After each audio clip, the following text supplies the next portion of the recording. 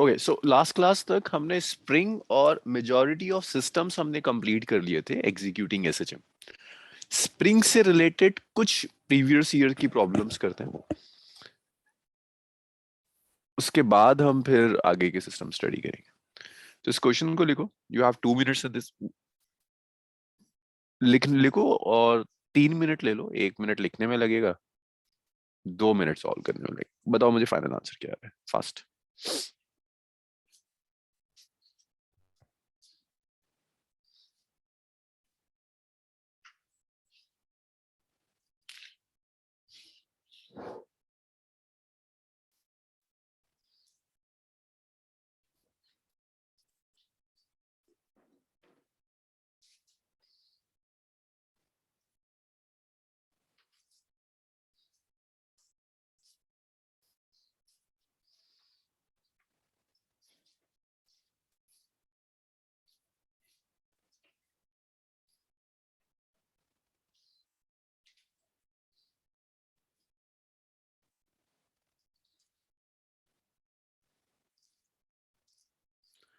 2 minute और है।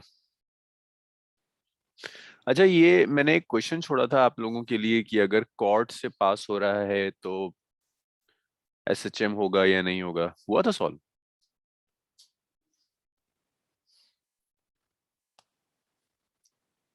नहीं सर, वो बता दीजिएगा। ओके, इसके बाद उसको भी कर लेते हैं। ओके, देविन का कुछ आंसर आया?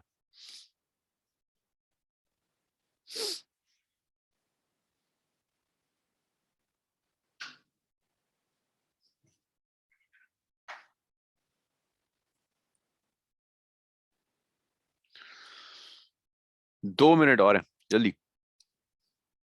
It's easy. एम्पलीट्यूड कह रहा है तुम्हें कंफ्यूज करने के लिए, जो डिस्प्लेसमेंट तुम जानते हो वही डिस्प्लेसमेंट पूछ रहा है।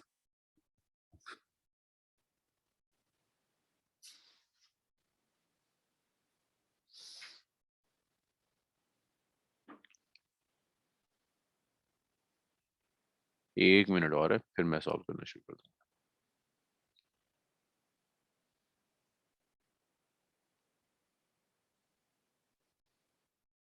देखो सुनो, ये दोनों स्प्रिंग सीरीज में कनेक्टेड है। सीरीज में एक्सटेंशन सेम होता है, डिफरेंट होता है? जल्दी जल्दी बताते जाओ मुझे सब। सीरीज में एक्सटेंशन या कंप्रेशन सेम होता है, डिफरेंट होता है स्प्रिंग्स में? ओके, ऋषिक का भी आ गया, नम्रा का भी आ गया और देविन का भी आ गया। सीरीज में एक्सटेंशन पूछ रहा हूं मैं, सेम डिफरेंट? डिफरेंट होगा। Yes sir. इसमें मान लो कुछ एक्सटेंशन है, let's say that extension is some x1। इसमें कुछ एक्सटेंशन है, let's say that extension is x2। Total मिलाकर जो एक्सटेंशन होगा वो एम्पलीट्यूड है। टोटल एक्सटेंशन कितना होगा, x1 प्लस x2। ये थोड़ा बहुत डेरिवेशन का पार्ट कराया था मैंने, इट्स ए फर्स्ट पार्ट। अच्छा, इन दोनों में एक्सटेंशन तो सेम नहीं है, कौन सी टर्म है जो सेम होती है? बहुत डिस्कशन हुआ था ऋषिक के साथ मेरा इसमें। Force. Force, restoring force same होगी दोनों सीरीज में। तो F1 और F2 में रीस्टोरिंग फोर्स सेम होती है। रीस्टोरिंग फोर्स कैसे आती है, kx। Yes sir. k1x1 is k2x2। तो P पॉइंट का जो डिस्प्लेसमेंट होगा या जो एम्पलीट्यूड होगा वो x1 ही तो होगा। आप जितना इसको आगे स्ट्रेच करोगे, P उतना, P जो आगे जाएगा वो इसी अमाउंट से जाएगा, x अमाउंट से, x1। सो इनडायरेक्टली यार तुम्हें x1 कैलकुलेट करना। तुम एक काम करो, x1 x2 निकाल कर यहाँ रख देते हैं, x1 आ जाएगा। यहां से x2 निकाल दो, x2 आ जाएगा k1, x1 divided by k2, that's equation. Substitute कर दीजिए आप, 2 को 1 में सब्स्टिट्यूट कर दीजिए। तो जब आप 2 को 1 में सब्स्टिट्यूट करेंगे, it's x1 plus k1 x1 divided by k2 is equal to x1। आप कॉमन ले लो, x1 आ जाएगा। 1 plus k1 by k2 is equal to a now. So you have x1 which is k2 plus k1 by k2 is equal to a. So जो x1 है which is k2a over k1 plus k2, कुछ है जो match कर रहा हो? D, चलो very good, सब सही आया था। देवांश का, नम्रा का, ऋषिक का और देविन का, सबका ठीक था। अक्षत जस्ट अभी स्टार्ट किया, फर्स्ट क्वेश्चन नोट कर लो, जिनसे नहीं हुआ तैसे नोट कर लीजिए, और किसी को कुछ डिस्कस करना है इसमें तो मुझे बताइए, कुछ ऐसा जो आपके अकॉर्डिंग नहीं होना चाहिए था लेकिन हो रहा था, या सर होना एक मिनट क्वेश्चन निकाल।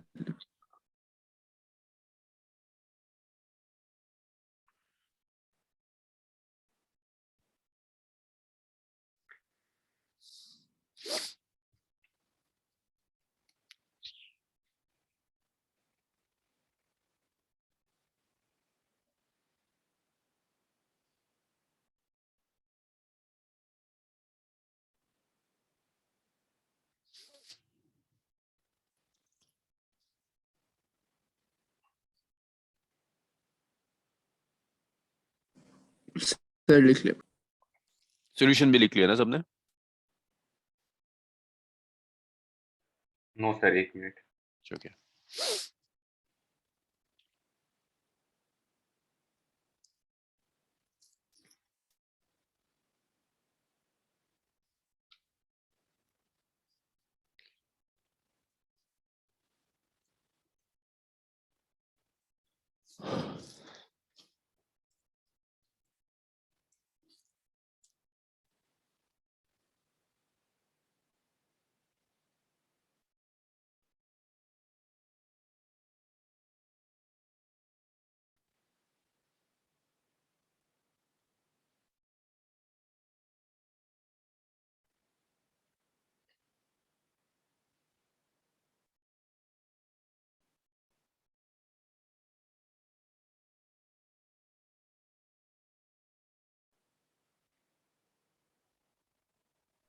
Done sir.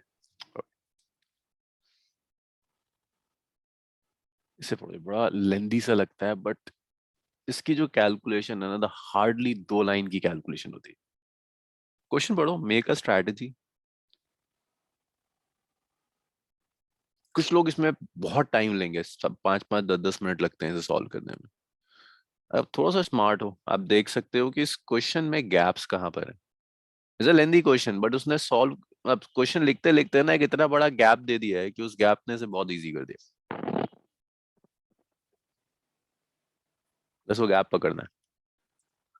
एंड अगर किसी को प्रोजेक्टाइल का टाइम पीरियड का रिलेशन याद नहीं है तो उसे मैं बता देता हूँ, टाइम पीरियड होता है 2u sin theta by g. Formula is not an issue for g, है ना। एसएचएम है, it's starting from the extreme position, so you know की इक्वेशन होगी x is a cos omega t। Read this question properly, एक rough sketch बनाओ अपना, it's very very easy. सब question लिखना भी है? बस ये क्वेश्चन बहुत लेंदी है, आप एक काम करो, इसमें मेन मेन पॉइंट्स लिख लो और इसका स्क्रीनशॉट ले लो,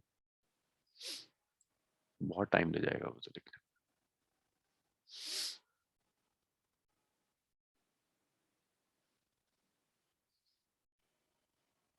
सर आपने क्या करा है अभी तक? मैंने अभी ज्वाइन किया।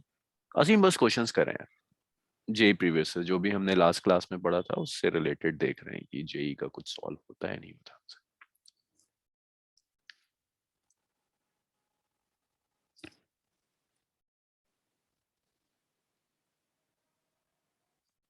सर इसमें प्रोजेक्टाइल लगेगा? हाँ मतलब ये तो प्रोजेक्टाइल लगेगा इस वाले में, हाँ हम्म। इसमें एसएचएम लगेगा।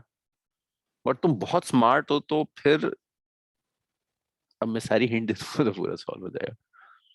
सोचो, देखने में लग रहा है बहुत लेंदी है लेकिन सर t=1 हो जाएगा इसमें। हाँ t=1 हो जाएगा बिल्कुल। देखो देवेंद्र ने आंसर बता दिया, अब आधे लाइन की कैलकुलेशन। और सर 2v sin 45। देखा, सॉल्व हो गया। यस, ये गैप था इस क्वेश्चन के अंदर। मतलब ये क्वेश्चन आया था ना 2012 में, तो जब ये बाहर निकला तो इसको, इस क्वेश्चन को सॉल्व करने के लिए हम लोगों ने सब किया कि इसका एसएचएम होगा और फिर होगा, लेकिन प्रॉब्लम ये इसने ना, इसकी जरूरत ही नहीं है। कह रहा है इसको फायर किया और फायर करने के बाद ये इसको ब्लॉक को स्ट्राइक कर जाता है, राइट अक्षत, ब्लॉक को स्ट्राइक कर जाता है 1 सेकेंड में।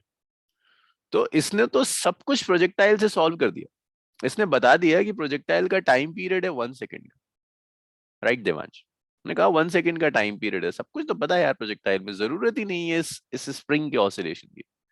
ये यस सारा सर, से डेटा टाइम इसने नहीं वेस्ट देगा कर तो दिया। हाँ, टाइम नहीं देता तो मजा आता, उन्होंने डेटा ही वेस्ट कर दिया सारा, ये डेटा वेस्ट कर दिया एसएचएम का, किसी काम का नहीं। 2u sin 45 divided by g is 1. So just need u, huh? So sin 45 is 1 by root 2. We can take g as 1 is equal to 1. तो u कितना आ गया?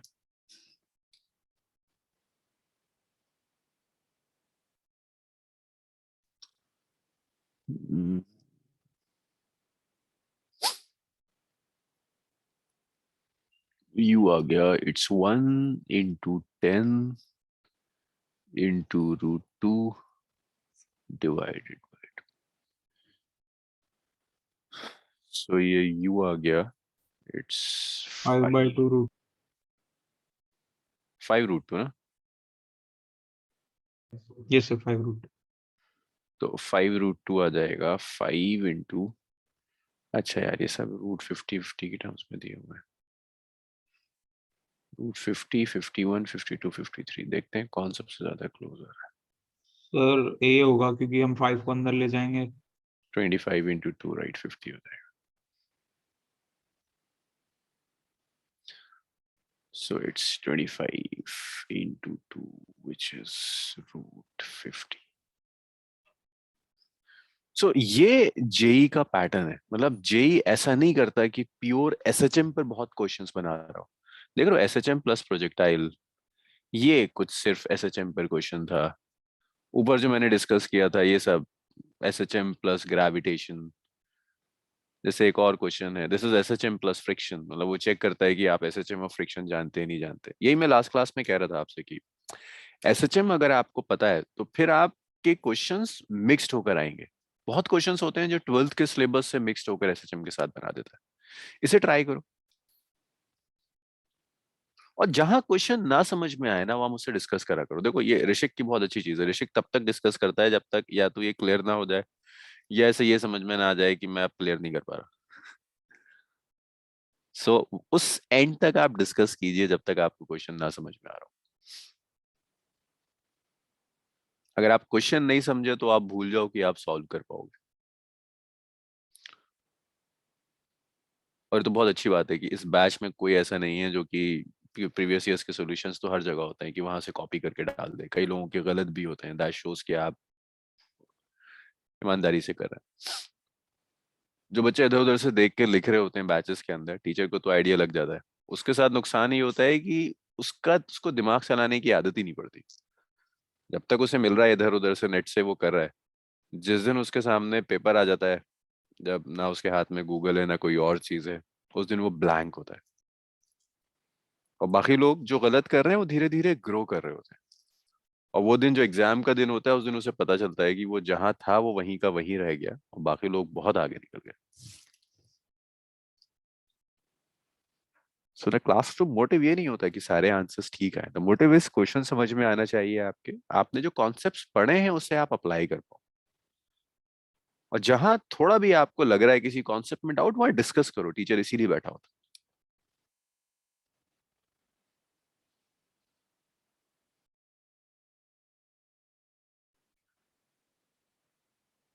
और इसीलिए शायद मैं यहाँ बैच इतनी छोटी रखता हूँ कि हम डिसाइड कर पाए। मेरी ऑफलाइन बैच का साइज बहुत बहुत बड़ा होता है। ओके, देखिए सुनिए, हिंट ये है कि ये Q और P जो है ना, ये Q और P दोनों एक साथ मूव करेंगे। Q और P दोनों एक साथ मूव करेंगे।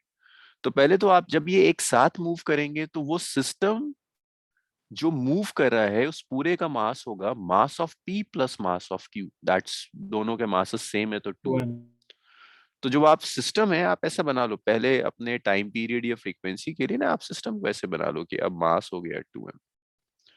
तो उससे फायदा ये होगा कि आपका टाइम पीरियड आ जाएगा और आपका ओमेगा आ जाएगा, स्प्रिंग कांस्टेंट इसके। That's the first part. फिर आप ऐसे सोचो कि फ्रिक्शनल फोर्स पूछ रहा है, भाई Q और P तो अलग अलग ब्लॉक्स हैं, इन्हें साथ मूव कराने के लिए कौन रिस्पॉन्सिबल है? अलग अलग ब्लॉक्स है ना ये, इनको साथ साथ मूव कराने के लिए कौन रिस्पॉन्सिबल है? फ्रिक्शन रिस्पॉन्सिबल है। तो फिर आप ऐसे सोचो कि फ्रिक्शनल फोर्स जो होगी वो इन दोनों को साथ में मूव कराएगी। कहीं से इस सिस्टम का एक्सीलरेशन कैलकुलेट कर लो, कहीं से इस सिस्टम पर जो रिस्टोरिंग फोर्स एक्ट कर रही है वो रिस्टोरिंग फोर्स कैलकुलेट कर लो। रिस्टोरिंग फोर्स इधर खींचेगी, फ्रिक्शन मोशन का अपोज करेगा, ये दोनों साथ में रहेंगे। उस चीज को आप फ्रिक्शन और रिस्टोरिंग फोर्स को किसी तरह से रिलेट कर सकते हो। करो, कुछ टाइम गुजारा करो, क्वेश्चन के साथ कुछ टाइम रहा करो।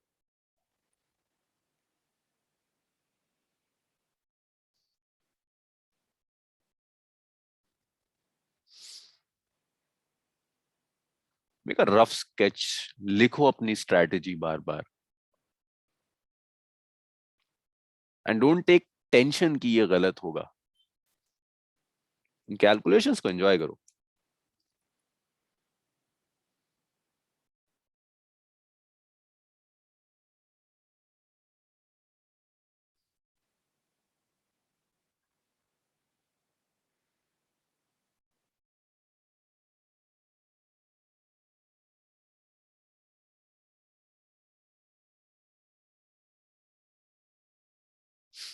आप अपनी स्ट्रैटेजी बना सकते हो, लेकिन अगर आप मेरी स्ट्रैटेजी से चलना चाहते हो तो Q और P को कंबाइन कर कर एक बड़ा मास बना दो, वहां से ओमेगा कैलकुलेट कर लो। यू हैव K, ओमेगा है, देन आई एम श्योर कि आप मैक्सिमम एक्सीलरेशन कैलकुलेट कर सकते हैं, क्योंकि वो कह रहा है मैक्सिमम वैल्यू ऑफ फ्रिक्शन चाहिए। एक्सीलरेशन वाले पर जाओ, जो हमने एक्सीलरेशन जहां पढ़ा था वहां देखो, मैक्सिमम एक्सीलरेशन के लिए कुछ तो लिखा होगा। मैंने वहां जाओ, देखो मैंने मैक्सिमम एक्सीलरेशन के लिए क्या लिखा था। ओके देविन,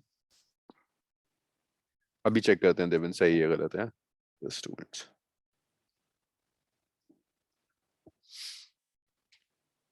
मैक्सिमम एक्सीलरेशन आ जाए, then try to calculate the maximum value of restoring force. फिर सोचो that maximum restoring force of friction कैसे रिलेट होगा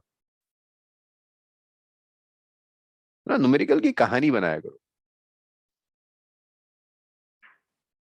कैरेक्टर्स क्या क्या होंगे यहाँ? फ्रिक्शनल फोर्स कैरेक्टर है, मास कैरेक्टर है। यस देविन,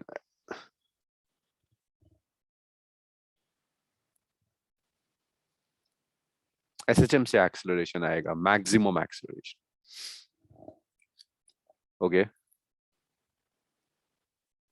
देवांश, कुछ शुरू हुई कैलकुलेशन?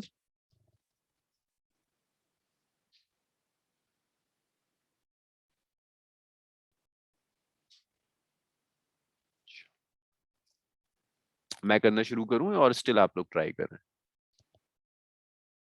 सर आप स्टार्ट कर दीजिए। मैं स्टार्ट करूं। देखिए सुनिए, यहाँ पर पहले आप इन दोनों को कंबाइन कर कर एक मास बना दो। आप एंगुलर फ्रीक्वेंसी कैलकुलेट कर लो। ओमेगा क्या होता है? रूट ओवर एम बाई के सिखाया था शायद, हाँ? Yes sir. एम बाई के था, के बाय एम था? के बाय एम था, ए bye M. Root over k bye. तो एम की जगह आप एम प्लस एम रख दो, तो ये क्या आ गया? Root over k by 2m। Omega root over k by 2m आ गया। That's my first equation. अब अगर ओमेगा आ गया तो आप इस सिस्टम का मैक्सिमम एक्सीलरेशन निकाल सकते हो। जहाँ तक मुझे याद है मैक्सिमम माइनस एक्सीलरेशन ओमेगा हमने स्क्वायर पढ़ा है। था ओमेगा स्क्वायर है, राइट? माइनस ओमेगा स्क्वायर है, तो नेगेटिव साइन तो जैसा आपको डायरेक्शन बता रहा था। ओमेगा की वैल्यू रख दो, तो it's k by 2m multiplied by h2। अब इसके बाद maximum value of restoring force निकाल सकते हो ना। What's the maximum value of restoring force? Mass of system into maximum acceleration. Mass क्या होगा? 2m. So it's 2m into k into a by 2m. ये तो होगा पूरे सिस्टम का मास कितना है? 2m। तो रिस्टोरिंग फोर्स कितनी एक्ट करेगी? सिस्टम का मास इनटू एक्सीलरेशन। चलो जी, ये कैंसिल हो गया, k आ गया। अब देखो प्रॉब्लम ये रिस्टोरिंग फोर्स तो इसे खींच लेगी। जो रिस्टोरिंग फोर्स एक्ट कर रही है वो तो इसे अपनी तरफ पुल कर लेगी। तो इसे, लेकिन ये दोनों मासेस एक साथ मूव कर रहे हैं, तो कौन बचाएगा इसे मूव करने से? हाँ जी, इसे साथ में मूव करने से कौन बचाएगा? Friction. Restoring Yes, sir. Force कोशिश करती है कि इसको पुल कर ले, तो ये तो तभी मूव नहीं करेगा जब फ्रिक्शन को कोई बैलेंस कर ले। तो यहाँ कौन है जो बैलेंस कर सकता है फ्रिक्शन? रिस्टोरिंग फोर्स को कौन बैलेंस कर सकता है? Friction balance. तो आप लिख सकते हो यार कि जो मैक्सिमम फ्रिक्शन होगा that is equal to maximum restoring force. तो मैक्सिमम फ्रिक्शन कितना आ गया? के ए आ गया। K a should be the answer. चलो लिखो।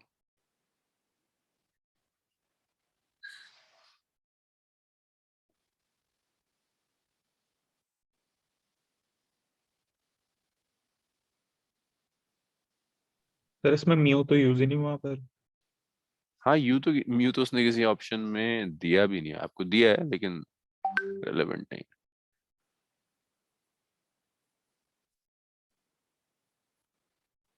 सर ये कौन सी बुक्स में है सारे क्वेश्चन? ये बहुत सारे, कहीं से भी आप प्रीवियस ईयर्स उठा लीजिए। ये आपको उसमें भी दिया है, क्या नाम है आपका, दिशा की भी है प्रीवियस ईयर्स, एमटीजी की भी है प्रीवियस ईयर्स, आप कहीं से भी उठा सकते हो। Okay sir.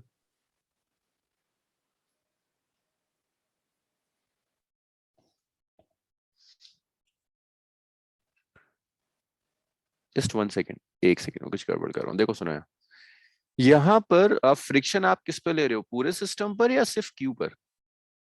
और सिर्फ क्यू पर। सिर्फ क्यू पर। तो रीस्टोरिंग फोर्स भी हम किस पर लेंगे? पूरे सिस्टम पर या सिर्फ क्यू पर? क्यू पर। सॉरी, तो ये ना मैंने हल्की सी गड़बड़ करी है, ये 2 नहीं होगा, इट विल बी के ए बाई 2 होना चाहिए। तो ये के ए बाई 2 होगा, सॉरी ए ऑप्शन, ये नहीं।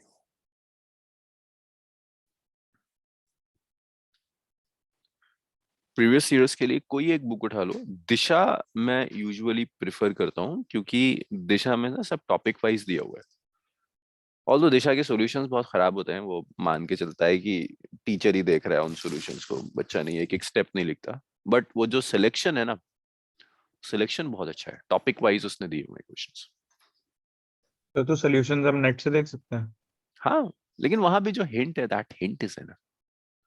और अगर आप जेई प्रीवियस ईयर्स कर दें ना for the last 7-8 years, 8 years 10 years, तो जब आप अपना एग्जाम देने जाओगे मेंस में आपके पास सरप्राइजेस नहीं होंगे। बहुत इंस्पायर्ड होता है जो पेपर आता है प्रीवियस ईयर्स।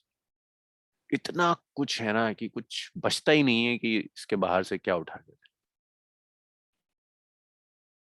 मतलब थोड़ा सा इंटेलिजेंटली ये देखना पड़ता है कि आउट ऑफ द सिलेबस ना पड़ जाओ, क्योंकि सिलेबस में चेंज आया है for last few years.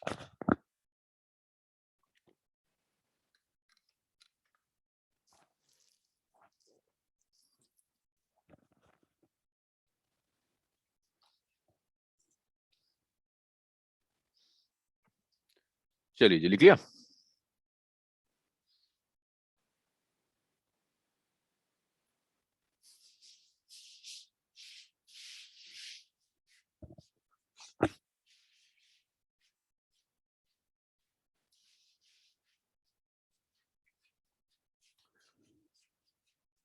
Okay, इसके बाद जो मैंने आपको क्वेश्चन कराया था, एक होमवर्क दिया था, कहाँ गया? ऊपर ही होगा ये, कॉर्ड वाला ना, किसी से नहीं हुआ था। देखो मैंने कहा था एक आपने टनल ली जो एज अ कॉर्ड से पास हो रही है, और इस टनल में जो भी मास घूमेगा उस मास का मैं आपसे पूछ रहा था कि टाइम पीरियड कैलकुलेट कर दो। और मैंने आपसे कहा था कि जो टाइम पीरियड होगा वो टाइम पीरियड एग्जैक्टली सेम होगा, टाइम पीरियड में कोई चेंज नहीं आएगा। तो देखिए, ये सेंटर ऑफ अर्थ है, यहां मान लो वो सेंटर जिसके अबाउट ये मास ऑसिलेट करेगा, ये मीन पोजीशन है। तो मीन पोजीशन से इस मास तक का जो सेपरेशन है ये कुछ एक्स होगा। ये वाला जो सेपरेशन है, इस सेपरेशन का कुछ नाम दे दो, क्योंकि सरफेस पर तो नहीं है ये, तो इसको रेडियस तो नहीं ले सकते, रेडियस से कुछ कम होगा, वाई। अब देखो जो फोर्स यहाँ एक्ट करेगी, दैट्स ग्रेविटेशनल फोर्स, एक्ट करती है towards the centre mg prime. Let's call this angle G. दोबारा. टनल के बीच में ओ. ओ, ये जो टनल है ना, टनल में जब ये मास ऑसिलेट करेगा, किसी पॉइंट के अबाउट ऑसिलेट करेगा, दैट पॉइंट इज ओ. ये नहीं, टनल ये है, ये वाली टनल है. इस टनल में ऑसिलेट करेगा, इट विल ऑसिलेट अबाउट. तो ये x है, ये y है, इसे हम थीटा कह देते हैं. तो किसी तरह से हमें कनेक्ट करना है कि यहाँ जो फोर्स होगी ये mg प्राइम है. mg प्राइम के कंपोनेंट्स ले लो. देखो ये कंपोनेंट क्या मिलेगा यहाँ, mg प्राइम cos थीटा, और यहाँ हॉरिजॉन्टली जाएगा mg प्राइम sin थीटा. अच्छा, अब मुझे बताओगे कौन सा कंपोनेंट है जिसकी वजह से ये SHM करेगा, mg प्राइम sin थीटा या cos थीटा? cos theta. देखो sin थीटा तो जाके ना अर्थ की सरफेस से टकरा जाएगा, तो ये तो नॉर्मल रिएक्शन मिल जाएगा. ये तो अर्थ है ना, अर्थ से नॉर्मल रिएक्शन मिल जाएगा और ये खत्म हो जाएगा. ये तो कुछ नहीं कर रहा, ये तो बैलेंस हो जाएगा नॉर्मल रिएक्शन से. ये है जो रीस्टोरिंग फोर्स देगा. रीस्टोरिंग फोर्स मिलेगी minus mg prime cos theta.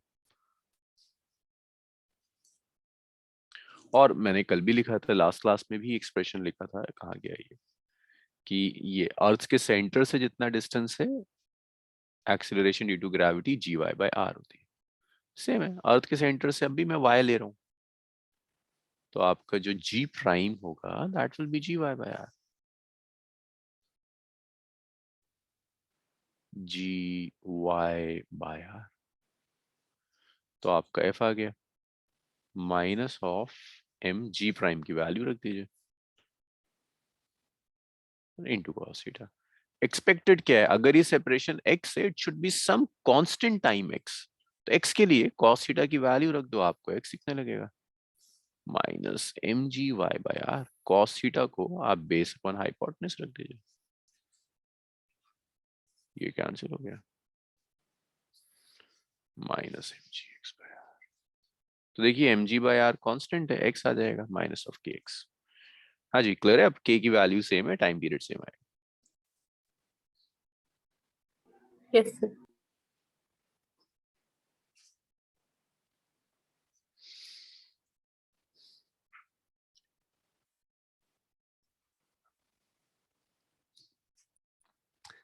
चलो जी, हमने जहां छोड़ा था वहां से कुछ सिस्टम्स और उठाते हैं, try to finish this topic today.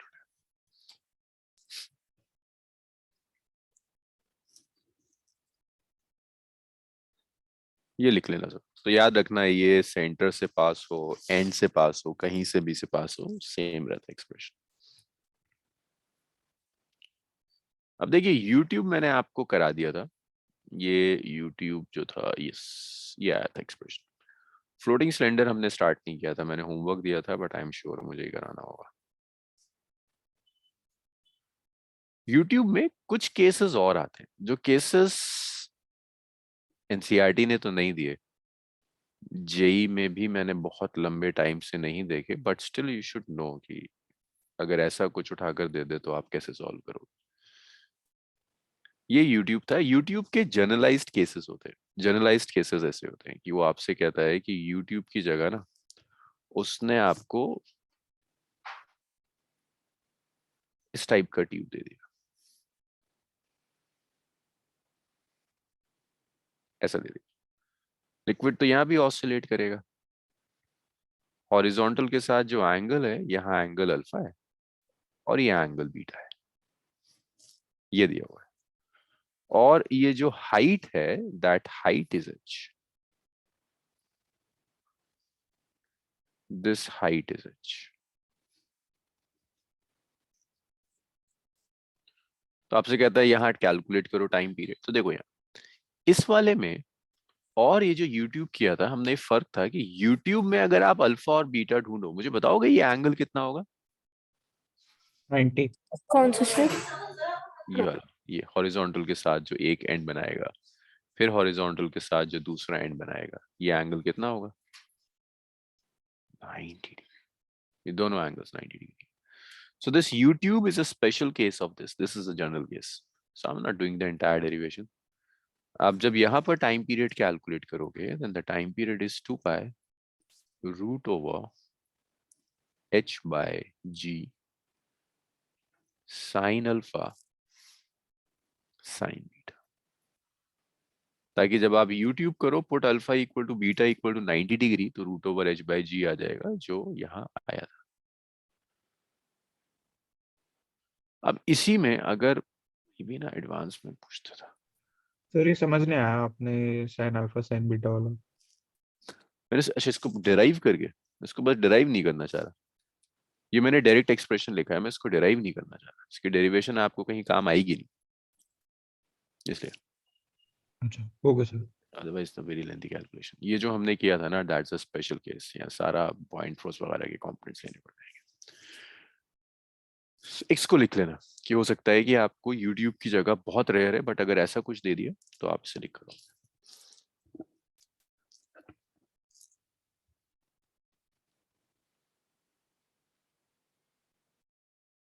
Sir ये वाला एक और बार रिपीट कर दीजिए.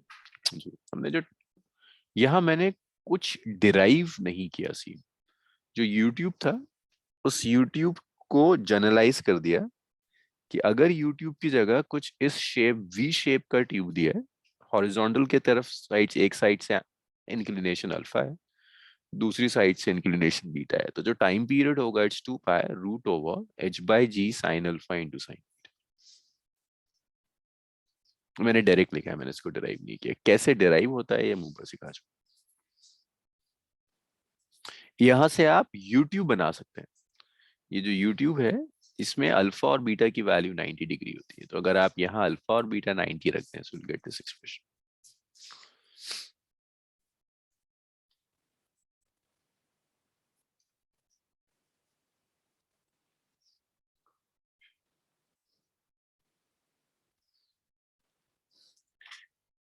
इसके बाद मैंने सिलेंडर आप लोगों को होमवर्क दिया था, हुआ ये आपसे? नहीं.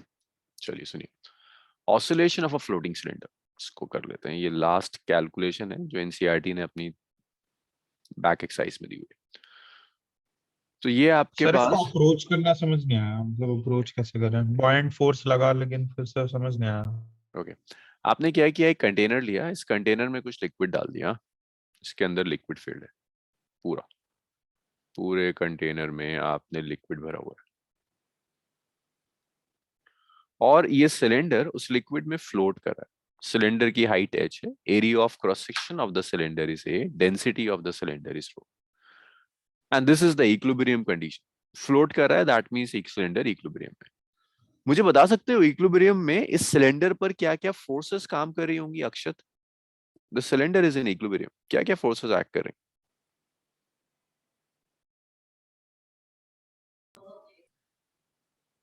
अक्षत,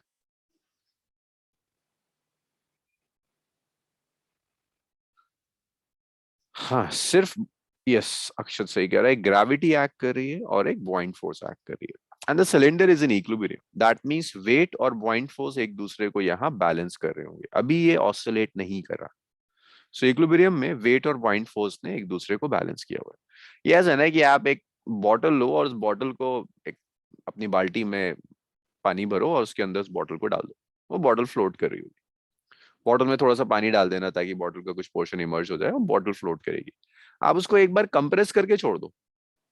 अब जैसे ही आपने सिलेंडर को थोड़ा सा और इमर्ज किया, y अमाउंट से आपने इमर्ज किया, अब बताओ क्या होगा? वेट और बॉइंट फोर्स बराबर होगी या बॉइंट फोर्स बढ़ जाएगी? पॉइंट फोर्स बढ़ जाएगी. बढ़ जाएगी. बॉइंट फोर्स डिपेंड करती है कितना पोर्शन इमर्ज था. पहले ये पोर्शन इमर्ज था इतना सा, कुछ नाम देना नहीं चाह रहा मैं इसका, चलो लेंथ L कह देता हूँ. L इमर्ज था. जब L इमर्ज था तो बॉइंट फोर्स एग्जैक्टली वेट के इक्वल थी. अब L के साथ साथ तुमने एक्स्ट्रा Y और इमर्ज कर दिया, तो बॉइंट फोर्स वेट से ज्यादा हो जाएगी. नेट फोर्स ऊपर एक्ट करना शुरू कर देगी. तो क्या होगा भाई? सिलेंडर के साथ अपनी जगह रहेगा, ऊपर मूव कर जाएगा. ऊपर करेगा मूव। कौन सी फोर्स है जो मूव करा रही है? बॉइंट फोर्स. Yes. Yes. किस लेंथ के corresponding point force, L length के कोरोस्पॉन्डिंग, एल प्लस वाई के कोरोस्पॉन्डिंग, या सिर्फ वाई के कोरोस्पॉन्डिंग? ये आपको सोचना I to corresponding. L plus y. है। वाई के, एल प्लस वाई नहीं, देखो एल लेंथ के कोरोस्पॉन्डिंग जो पॉइंट फोर्स थी वो तो वेट के साथ बैलेंस्ड हो रही थी। एक्स्ट्रा कितना आपने इसको इमर्ज किया, वाई। सो इस वाई के कोरोस्पॉन्डिंग जो पॉइंट फोर्स है वो आपको रिस्टोरिंग फोर्स देगी। ये क्लियर है यशिका? Yes, sir. उन्हीं ये आया, बस ये लॉजिक है, इसके बाद तो 3 लाइन की कैलकुलेशन। Yes, sir. सो देखो, in equilibrium weight of cylinder is balanced by buoyant force, weight of cylinder और पॉइंट फोर्स बैलेंस हो जाएगा। अब आपने क्या किया, सिलेंडर को फर्दर डिप्रेस किया y फ्रॉम इक्विलिब्रियम पोजीशन। तो रिस्टोरिंग फोर्स कौन प्रोवाइड कर रहा है? एक बार और बता दो मुझे सालिक, रिस्टोरिंग फोर्स कौन प्रोवाइड कर रहा है? बॉन्ड फोर्स, कितने लेंथ के कोरोस्पॉन्डिंग? Y length. अब यार ये और बता दो पॉइंट फोर्स कैसे कैलकुलेट करते? फंस गए, बता दो पॉइंट फोर्स क्या। तुम्हारा तो अभी एग्जाम हो गया या है? सर अभी। ऐसे तो फिर तो ये बिल्कुल बता देगा, फ्लूइड का एग्जाम है इसका। पॉइंट फोर्स का तो एक्सप्रेशन ऐसे आता होगा, जल्दी बताओ। Area of cross section of the cylinder is A, point force कैसे कैलकुलेट करेंगे?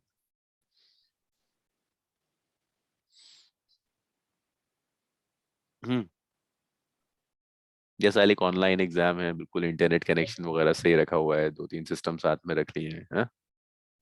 नहीं ऐसे सर, तैयारी करिए, ऐसे तैयारी करिए।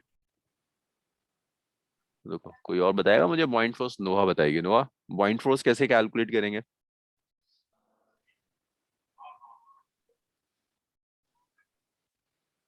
एक मिनट ऋषिक। नोहा, पॉइंट फोर्स।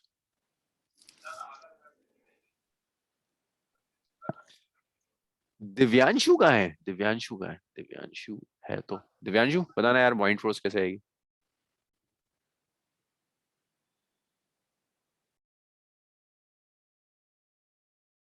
ये दिव्यांशु के भी मोड्स आते हैं, कभी ये बहुत फॉर्म में होता है, कभी ये बिल्कुल आउट ऑफ फॉर्म जाता है। अरे कोई कोई वॉलंटियर करेगा पॉइंट फोर्स के लिए? ऋषिक का हाथ उठ रहा था, ऋषिक बताओ। सर हाँ बोला दिव्यांशु। सर मेरे को मतलब कंफर्म नहीं, क्योंकि फ्लूइड्स के मैंने ज्यादातर क्लासेस कोई मिस नहीं, करी थी, तो कोई ऐसा नहीं। गैस ही हो सकता है। हाँ हाँ कोई बात करो। सर जी इनटू मास। मास कौन सा? सर सिलेंडर का। ना मास ऑफ लिक्विड डिस्प्लेस। देखो ये जो अच्छा। इतना एक्स्ट्रा आपने जो डाला है ना सिलेंडर, इस सिलेंडर ने जो मास ऑफ लिक्विड डिस्प्लेस किया होगा वो निकाल दो। मास ऑफ लिक्विड कैसे निकालते हैं? Density of liquid into volume. कितना वॉल्यूम होगा इस पोर्शन का? y लेंथ है, area of cross section a है। So that's simply point force. This is A into Y, mass of liquid displaced. Sorry, volume of liquid displaced multiplied by the density of the liquid multiplied by G. ये restoring force है। Sigma is density of liquid. तो दिख गया ये minus sigma ए जी Y. आगे SHM की equation. K की जगह क्या मिल रहा है अक्षत? दिवांश, इंस्टेड ऑफ K क्या मिल रहा है?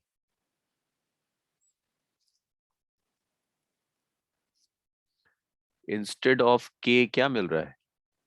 K is sigma AG।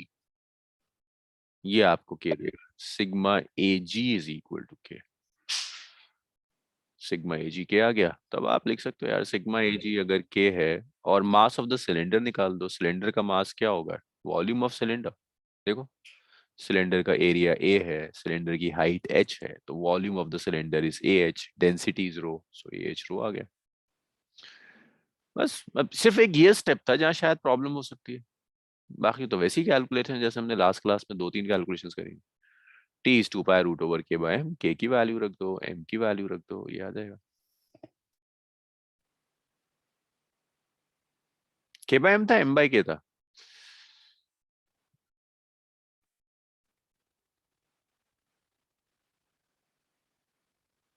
Time period में एम बाय के आता है ना?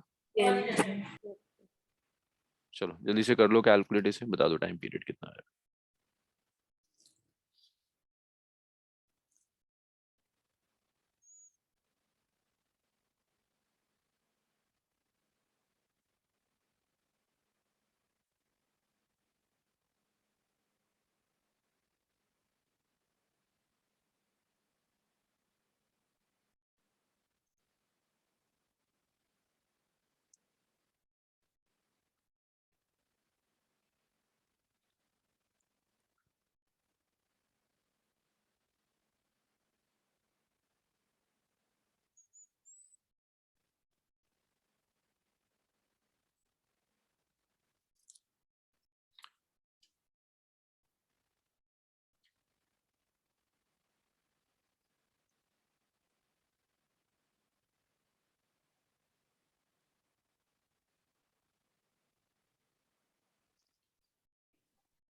सर इक्वेशन 1 के नीचे SHM है, उसका मतलब क्या है? ये SHM इक्वेशन। हाँ, ये इक्वेशन शो कर रही है कि SHM हो रहा है, क्योंकि देख रहे हो sigma AG is constant, y is variable, so F is equal to KY. Okay Noah, good. Okay, Devansh. See, Devansh, this is sigma is the density of liquid. हाँ, मैंने इसको rearrange करा है बस. Sigma A, Y और G को interchange कर दिया sigma A G Y. ये जो sigma A G है ना, this sigma A G is constant. तो उसको मैंने लिख दिया F is equal to minus of KY. K को आप लिख सकते हो sigma A G. तो आपको स्प्रिंग फैक्टर मिल गया. अब आपको मास चाहिए, सिलेंडर का मास. सिलेंडर का मास निकाल सकते हो, सिलेंडर का वॉल्यूम इनटू सिलेंडर की डेंसिटी. देखो सिलेंडर की हाइट h है, सिलेंडर का area of cross section a है, so volume of the cylinder is ah. ये मास आ गया. टाइम पीरियड होता है 2 pi root over m by k. Devansh यहां तक वो. अब now just substitute the values of m and k. Let's call this as equation as 5. अब एक काम करो, 3 और 4 को 5 में रख दो and get the value of t ना. Get the value of t. 3 and 4 को 5 में रख दो और t निकालो कितना है.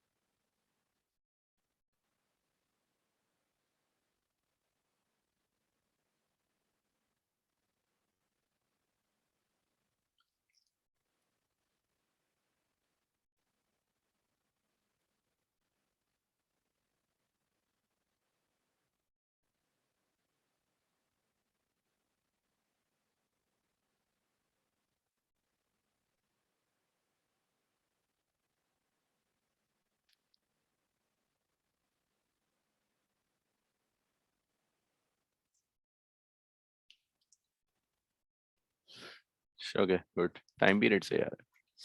So this t is 2 pi root over m, which is rho h divided by k, which is this sigma ag. Good, Yashika. Cancel हो गया. So you have 2 pi root over rho h by sigma g.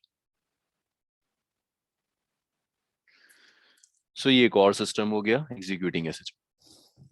Systems बहुत हैं, बहुत systems हैं जो आपको कहीं भी आ सकता है कि आप इस सिस्टम को प्रूफ कर दो कि SHM है. जैसे एक इम्पॉर्टेंट सिस्टम और आता है इसके अलावा कि डायग्राम दिखा दो एक बार. हम्म,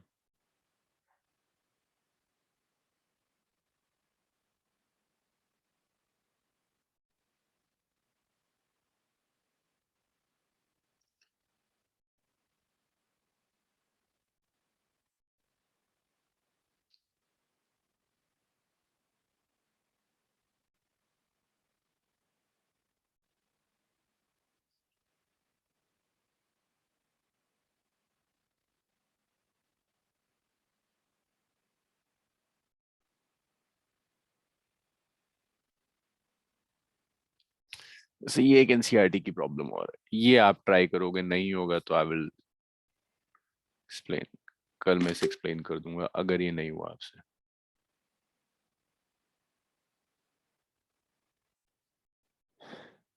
NCERT की प्रॉब्लम मीटिंग स्क्रीनशॉट आप ले लो इसका. नहीं होता तो मैं सॉल्व करूंगा.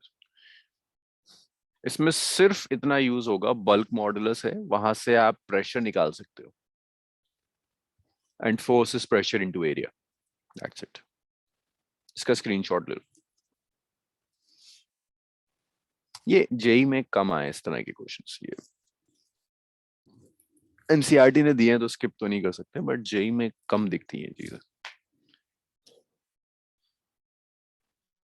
Okay, so this was all about systems executing SHM. मैं फिर कह रहा हूँ ये सिस्टम्स लिमिटेड नहीं होते हैं, मैं तो वही सिस्टम्स करा सकता हूँ जो एनसीईआरटी ने क्वेश्चंस में दिए हैं या प्रीवियस ईयर्स में आए हुए हैं, बट वो आपको कुछ भी उठाकर दे सकता है। सो सिर्फ तरीका ये है कि आपको ये सोचना पड़ता है रीस्टोरिंग फोर्स कौन अप्लाई करेगा, और रीस्टोरिंग फोर्स को माइनस ऑफ के एक्स कर देते हैं। Just take screenshot of this question. इसके बाद एक छोटा इजी टॉपिक है, वो है यूनिफॉर्म सर्कुलर मोशन और एसएचएम को आप कनेक्ट कैसे करोगे, relation between uniform circular motion and SHM. System वाला पार्ट खत्म हुआ, next is uniform circular motion and SHM.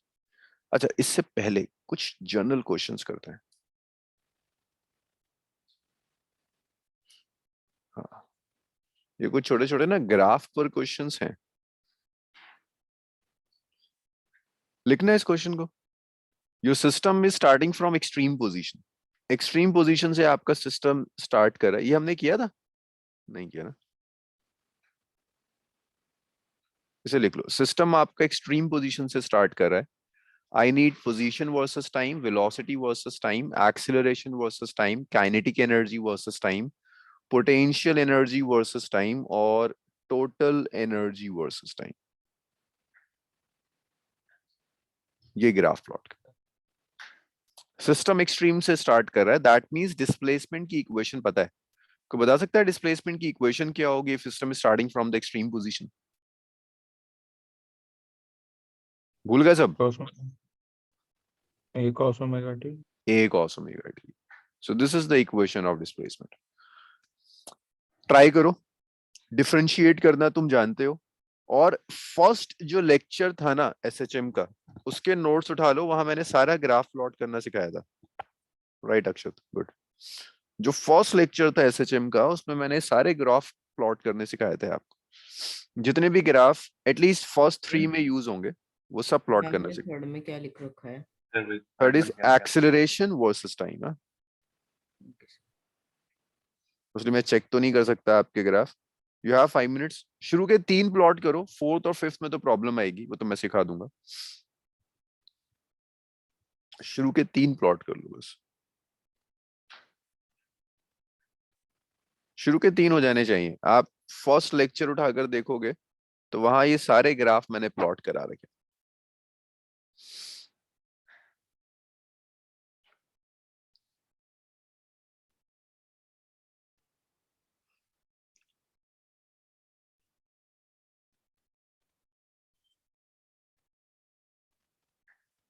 Time के साथ प्लॉट करना है। जब मैंने ग्राफ प्लॉट कराया था तो मैंने टाइम के साथ भी दिखाया था आपको कैसे प्लॉट हुआ।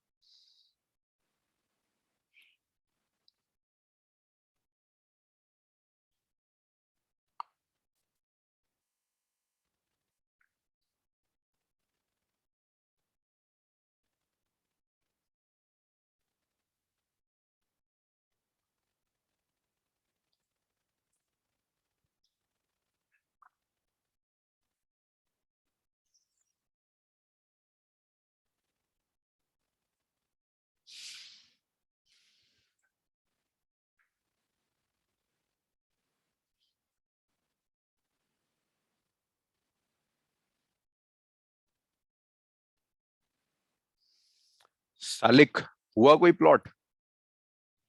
Yes sir.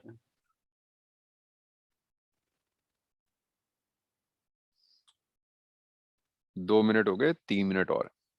एक एक मिनट का एक ग्राफ होता है। अगर आपने वो नोट्स हैं आपके पास, फर्स्ट लेक्चर के नोट्स हैं, तो एक एक मिनट का एक ग्राफ है।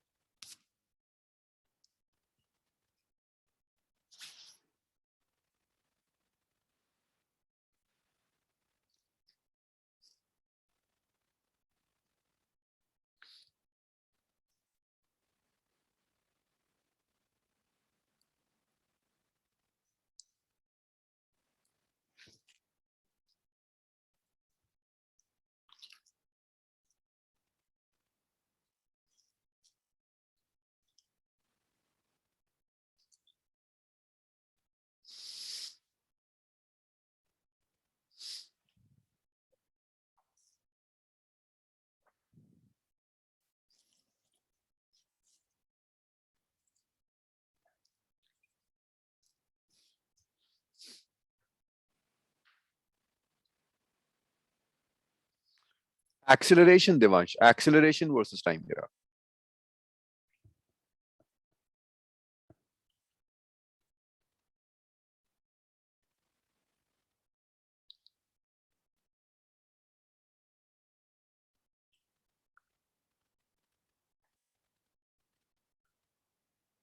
देखिए, so first is x is a cos omega t, तो ग्राफ किसका आएगा? कॉस ओमेगा टी का। कॉस का ग्राफ प्लॉट कराया था, सेम ग्राफ मैं रिपीट कर रहा हूं, तो ये तो नहीं प्लॉट करूंगा मैं दोबारा से। ये कॉस का ग्राफ था। मैक्सिमम वैल्यू इसकी एम्पलीट्यूड होगी a, this is 0, this is t/2, t/4, 3t/4। जिनसे नहीं हुआ था इसे प्लॉट करिए। जितने ग्राफ आप इसमें यूज करेंगे सब पहली क्लास में प्लॉट कराए थे।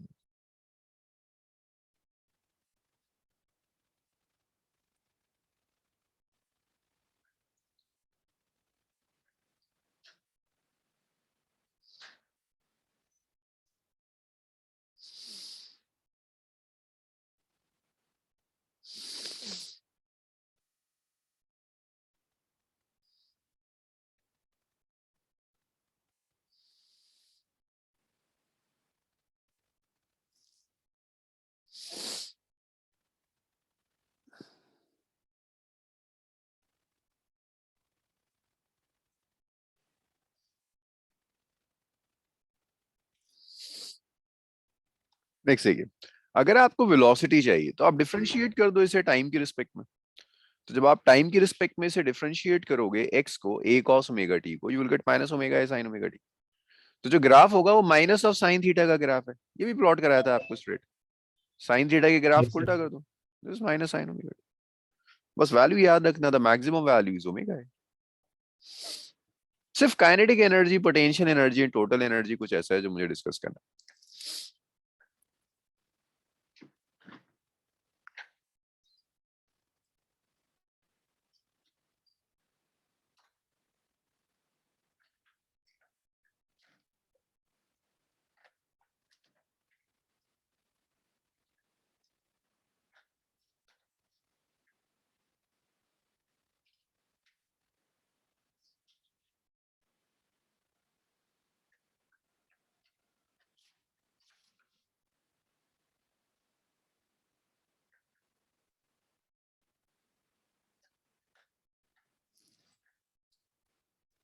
ये प्लॉट कर लिया होगा।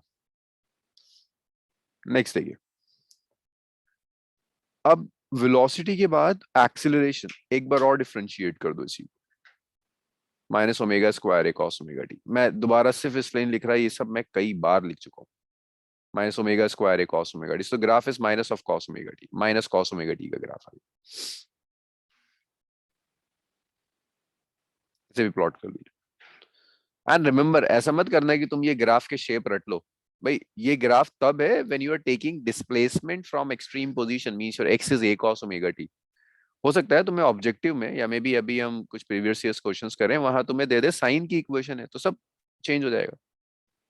तो रटने मत बैठ जाना इसे कि तुम ये रट लो एक्सेलरेशन वर्सेस टाइम का ग्राफ का शेप ये होता है, शेप विल चेंज।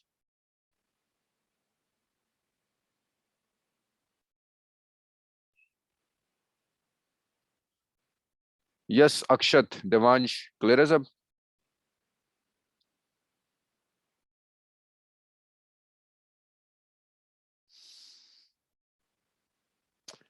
नेक्स्ट देखो यार देवांश, मुझे जरा काइनेटिक एनर्जी बताओ, माइक ऑन करना अपना, मुझे बताओ काइनेटिक एनर्जी हम कैलकुलेट कैसे करेंगे?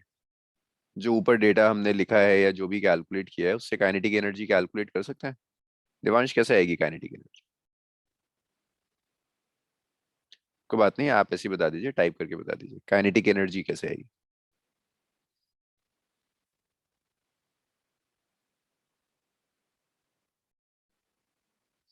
I am waiting Devansh.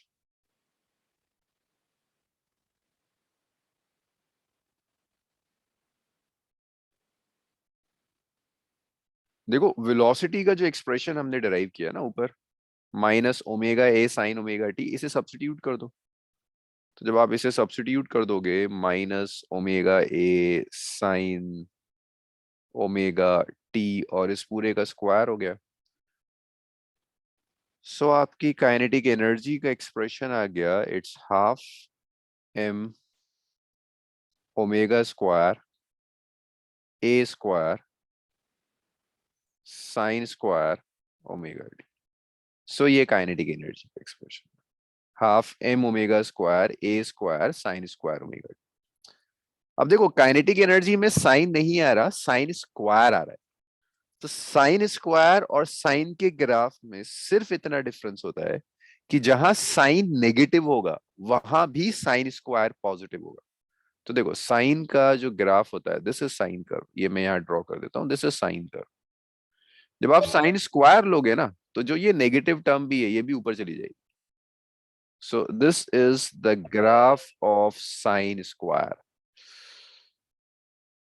तुम लोगों ने मैथ्स में जरूर ये सब ग्राफ प्लॉट करे होंगे, बट स्टिल मैं तो ऐसे कराता हूँ जैसे नीट वाले बच्चे को करा रहा हूँ। ये ग्राफ रिवर्स हो जाएगा क्योंकि स्क्वायर है, sine could be negative but square can't be negative ना, स्क्वायर पॉजिटिव होगा, तो ये वाली टर्म भी ऊपर चली जाती है। ये एक टाइम पीरियड है 0 से t, ये t/2 था, ये t/4 था, ये 3t/4 था, and this is your kinetic energy. अब इसी में मैं अगर आपसे कहूं पोटेंशियल एनर्जी प्लॉट करिए, क्योंकि पोटेंशियल एनर्जी भी प्लॉट करने के लिए कहा हुआ है। So potential energy is half kx square. उन्हीं मुझे बताओगे हाफ kx स्क्वायर, x को क्या सब्स्टिट्यूट करें, क्या एक्सप्रेशन आएगा फाइनली टाइम की टर्म्स में? Sir a cos wt। a square cos square omega T, है ना। So it's a cos square function. देखो cos का ग्राफ ये होता है, cos स्क्वायर ले रहे हो तो यार नेगेटिव वाला भी ऊपर चला जाएगा। तो ये होगा तो यहीं से स्टार्ट, लेकिन जहां ये cos नीचे जा रहा था ये नीचे की जगह ऊपर चला जाएगा, तो उसके बाद नीचे नहीं जाएगा। cos होता तो ऐसे नीचे जाता, cos स्क्वायर है पॉजिटिव हो जाएगा।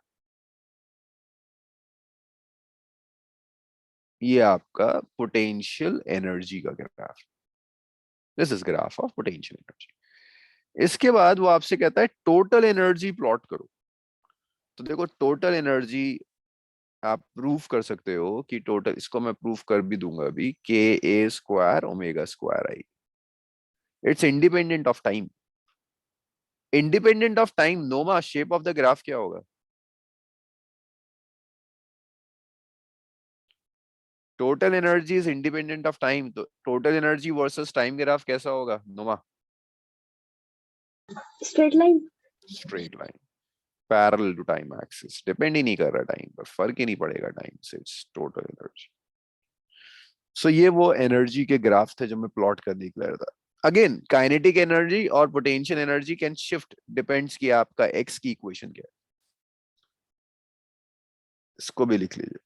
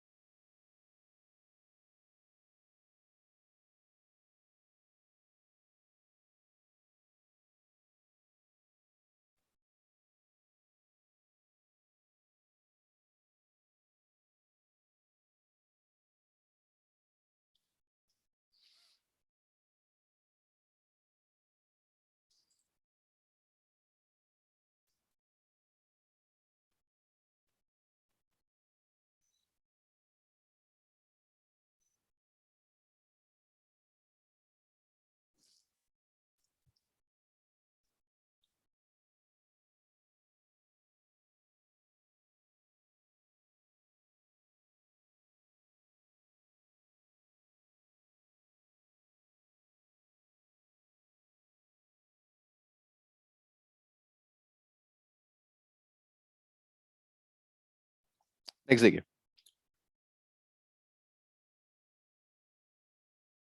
इसके बाद एक क्वेश्चन और आता है। सारी एनर्जीज फिर से प्लॉट कर दी है but with respect to position now. कहता है plot kinetic energy versus position graph, potential energy versus position graph and total energy versus position graph. ये ऊपर वाला सबने प्लॉट कर लिया था ऋषिक, हो गया था ये नोहा? Yes sir. यस अब सबको पोजीशन के साथ प्लॉट करना है, तो पोजीशन के साथ प्लॉट करने के लिए ना मुझे एटलीस्ट इक्वेशन चाहिए है ना, काइनेटिक एनर्जी की इक्वेशन जो पोजीशन की टर्म्स में आ रही हो, पोटेंशियल एनर्जी की इक्वेशन जो पोजीशन की टर्म्स में आ रही हो। नम्रा मुझे बताओगी काइनेटिक एनर्जी की equation in terms of displacement क्या थी? कुछ तो लिखा होगा हमने जरूर, ढूंढो जल्दी। जहां एनर्जी मैंने लिखी है वहां पर काइनेटिक एनर्जी का expression in terms of position, in terms of displacement मैंने जरूर लिखा होगा।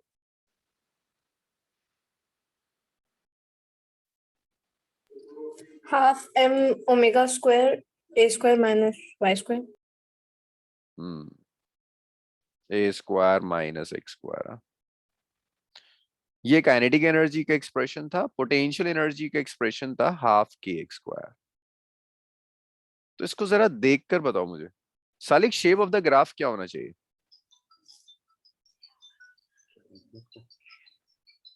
पैराबोला।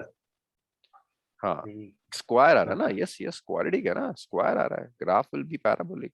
स्क्वायर आ रहा है, graph will be parabolic.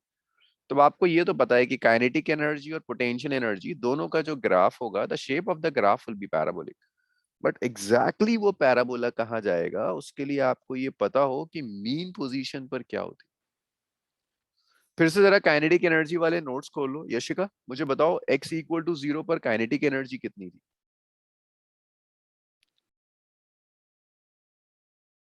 Half m omega a square. x equal to 0 पर yes, kinetic energy was maximum है ना, ये मीन पोजीशन थी। और एक्सट्रीम पर काइनेटिक एनर्जी कितनी थी? मिनिमम। 0। मिनिमम 0। ये एक्सट्रीम पर थी और ये एक और एक्सट्रीम है x इक्वल टू माइनस है, यहाँ भी एनर्जी 0 थी और यहाँ मैक्सिमम थी। तो अगर मैं ग्राफ प्लॉट करूं तो ये 0 से मैक्सिमम जाएगा और फिर से ये 0 आ जाएगा। This is for kinetic energy. Yashika ये पोटेंशियल एनर्जी का क्या वेरिएशन था? पोटेंशियल एनर्जी इसका उल्टा होता है। हाँ एक्सट्रीम पर पोटेंशियल एनर्जी मैक्सिमम थी, मीन पर पोटेंशियल एनर्जी 0 थी। So this is the shape of the graph. तो this is for potential energy. Total energy constant होती है, डिपेंड नहीं करती। तो total energy के लिए graph will be a straight line graph. Sir लेकिन x कितने पे रहेगा हमेशा? x कितने पे रहेगा मीन्स ऋषिक? x तो कुछ भी हो सकती है ना वैल्यू, मीन और एक्सट्रीम के बीच की। Extreme is the maximum value of x। आपको इसमें न्यूमेरिकल वैल्यू लिखने की जरूरत नहीं है, इट्स द मैक्सिमम वैल्यू। ये शायद ऋषिक में क्वेश्चन नहीं समझा आपका, दोबारा बताओगे? सर मैं कह रहा था कि y एक्सिस पे एनर्जी जो होगी वो कहाँ से कट होगी, मतलब जो पॉइंट है अच्छा y अच्छा अच्छा अच्छा अच्छा, ये मैक्सिमम वैल्यूज देखो। मैक्सिमम वैल्यू क्या थी? Half m omega square a square, यहाँ कट करेगी और यहाँ तो 0 हो जाएगी। मैक्सिमम वैल्यू ना देखो, उसमें हमने लिखा था पोटेंशियल में लिखा था हाफ के a स्क्वायर, काइनेटिक में लिखा था half m omega square a square, k is equal to m omega square. तो मैक्सिमम एनर्जी तो सबकी सेम है। y कोऑर्डिनेट पूछ रहा हूँ, मीन पोजीशन यस पर सर। कहाँ कट कर रहा है? हाफ m ओमेगा स्क्वायर इसको।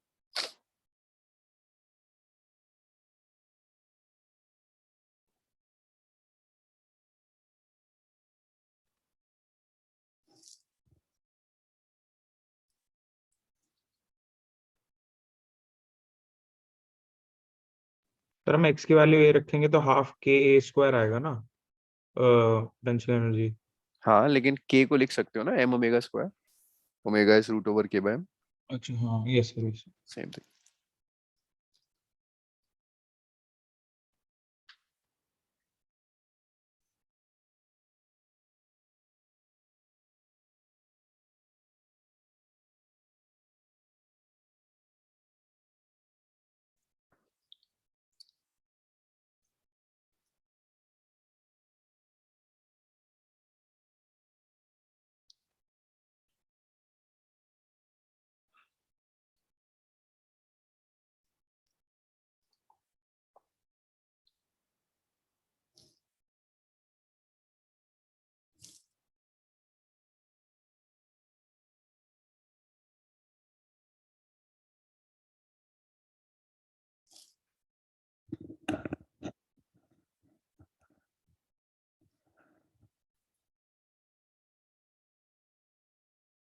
चलिए ये भी हो गया।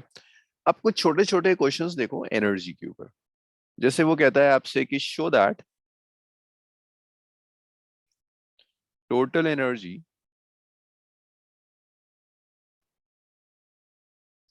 इन SHM इज कंजर्व्ड। और ये टोटल एनर्जी कैसे कैलकुलेट करेंगे SHM में? वो कह रहा है टोटल एनर्जी SHM में कंजर्व्ड है, टोटल एनर्जी हम कैलकुलेट कैसे करेंगे? Sir kinetic plus potential.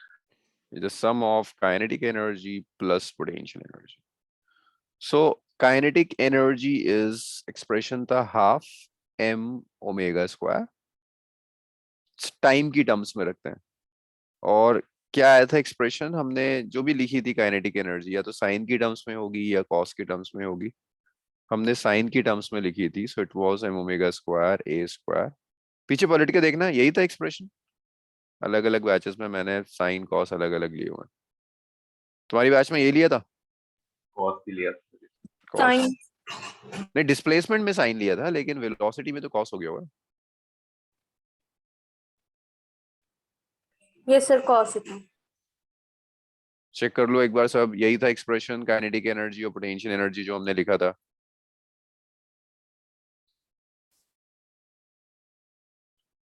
तुम इसमें कंफ्यूज तो नहीं होते हैं ना कि कॉस की जगह किसी बुक में साइन लिखा हुआ हो? नहीं सर, वो तो एक्स की इक्वेशन पे डिपेंड करेगा ना। अब प्रॉब्लम ये, इसे ऐड करने के लिए ना इस के को कुछ लिखना होगा। तो यार देखो, ओमेगा स्क्वायर होता है k/m, बहुत यूज कर लिया ऐसे तो हमने अब। तो आप k को लिख सकते हो m ओमेगा स्क्वायर। तो जैसे ही आप इसे यहाँ ले जाकर रखोगे ना, तो आपकी एनर्जी आ जाएगी half m omega square a square cos square omega t plus y,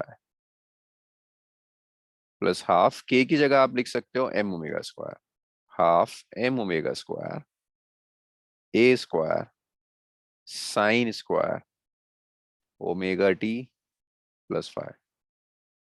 अब देखो जरा, एक तो यार ये याद कर लेना कि है ना, k को हटा के मैं ओमेगा स्क्वायर लिख सकता हूँ। ये तो कुछ सॉल्व होता हुआ दिख रहा है। Divansh half M omega square कहाँ ए गया? स्क्वायर। हाँ, half m omega square a square. बाकी 1 हो जाएगा। बाकी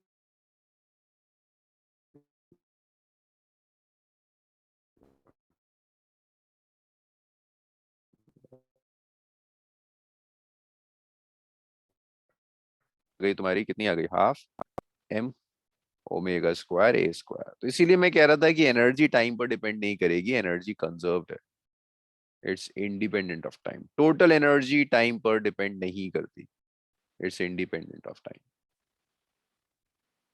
असीम यार, ये काइनेटिक एनर्जी क्या लग रहा है देखकर एक्सप्रेशन, ये टाइम के सर साथ एक चेंज बार होगी या बता कांस्टेंट दीजिए रहेगी? 1 कैसा आया था वो ऊपर 1? Sine square theta plus cos square theta. तो पूरी क्वेश्चन 1 हो गई उधर की। हाँ देखो तो, sine square cos square theta plus sine square theta तो 1 होता है ना। थीटा की जगह ये आइडेंटिटी यूज कर रहा हूँ मैं, sine square theta plus cos square theta. समझ गया सर।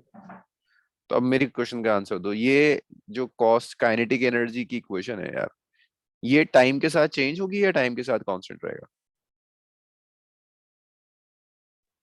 सर शायद से चेंज होगी। कांस्टेंट रहेगी ना। नहीं भाई, टाइम आ रहा है इसमें। सर टाइम होगा तो चेंज अच्छा होगी। ये क्वेश्चन हाँ, नहीं, ये ये तो नहीं आ रहा ना क्या दोबारा? सर। टोटल एनर्जी में बाद में थोड़ी आ रहा है टाइम। हाँ, टोटल में नहीं आ रहा, बट काइनेटिक एनर्जी में तो आ रहा है ना। तो काइनेटिक एनर्जी तो टाइम के साथ चेंज होगी, पोटेंशियल एनर्जी टाइम के साथ चेंज होगी, लेकिन टोटल एनर्जी नहीं होगी, राइट? तो इसको तुम ऐसे समझ सकते हो कि कहाँ गया, हाँ, जैसे मैं तुमसे कहता हूँ kinetic energy plus potential energy है ना टोटल एनर्जी। पहले काइनेटिक एनर्जी 2 थी, पोटेंशियल एनर्जी 3 थी, टोटल एनर्जी कितनी हो गई? 5। एसएचएम में टोटल एनर्जी चेंज नहीं होती, काइनेटिक पोटेंशियल चेंज हो सकती है। मींस काइनेटिक कम हो गई तो पोटेंशियल बढ़ जाएगी, ताकि टोटल कितनी रहे? 5। काइनेटिक और बढ़ जाए तो पोटेंशियल और कम हो जाएगी, ताकि टोटल कितना रहे? 5। तो ये इक्वेशंस आपको यही बता रही हैं कि kinetic energy can change with time, potential energy will change in time, but total energy will remain constant. यही इंफॉर्मेशन आपको ये इक्वेशन, ये ग्राफ, ये सब आपको यही बता रहा है कि टोटल एनर्जी ना टाइम के साथ चेंज होगा, टोटल एनर्जी ना पोजीशन के साथ चेंज होगी, but your kinetic and potential energies can change. लिख लीजिए, छोटी सी कैलकुलेशन है। ये सब वो क्वेश्चन है जो आपके स्कूल एग्जाम्स में आ जाते हैं।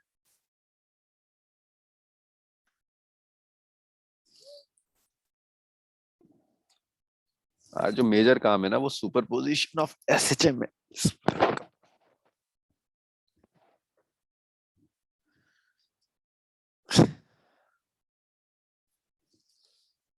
सर मैं पिछले साल ना इन्होंने एक क्वेश्चन उठा के दे दिया था एसएचएम में, पिछले से पिछले साल, जो कभी नहीं आता था, वो टॉपिक उठा के कराना पड़ेगा।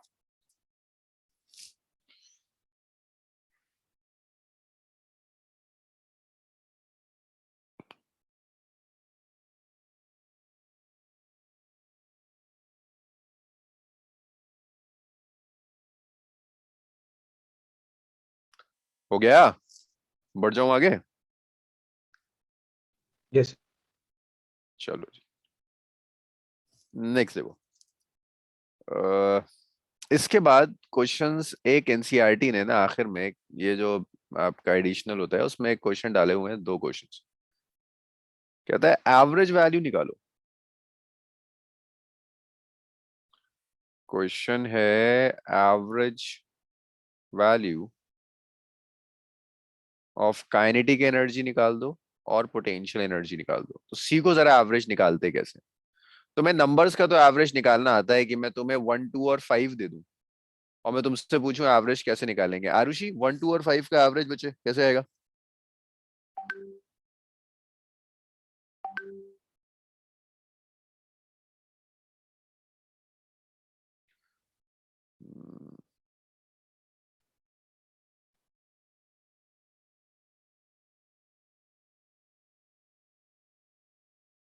सर युवराज, मीन हाँ बस मीन आ जाएगा 1 plus sum of all observation upon number of observation. Divided by 3। लेकिन आपको जो एवरेज चाहिए ना उसमें नंबर्स नहीं देगा, आपको ना फंक्शन देगा। तो देखो फंक्शन का एवरेज कैसे निकालते हैं। जैसे काइनेटिक एनर्जी का एक्सप्रेशन था, हमने कुछ लिखा था half M omega square A square, और ये आपका कॉस स्क्वायर था ओमेगा टी प्लस 5। मैं आपसे कहता हूँ इसका एवरेज निकाल दो। शॉर्टकट मेथड सीखो एवरेज का, जब भी ट्रिग्नोमेट्रिक फंक्शंस थे। तो हाफ एम ओमेगा स्क्वायर, ये एवरेज का सिंबल है,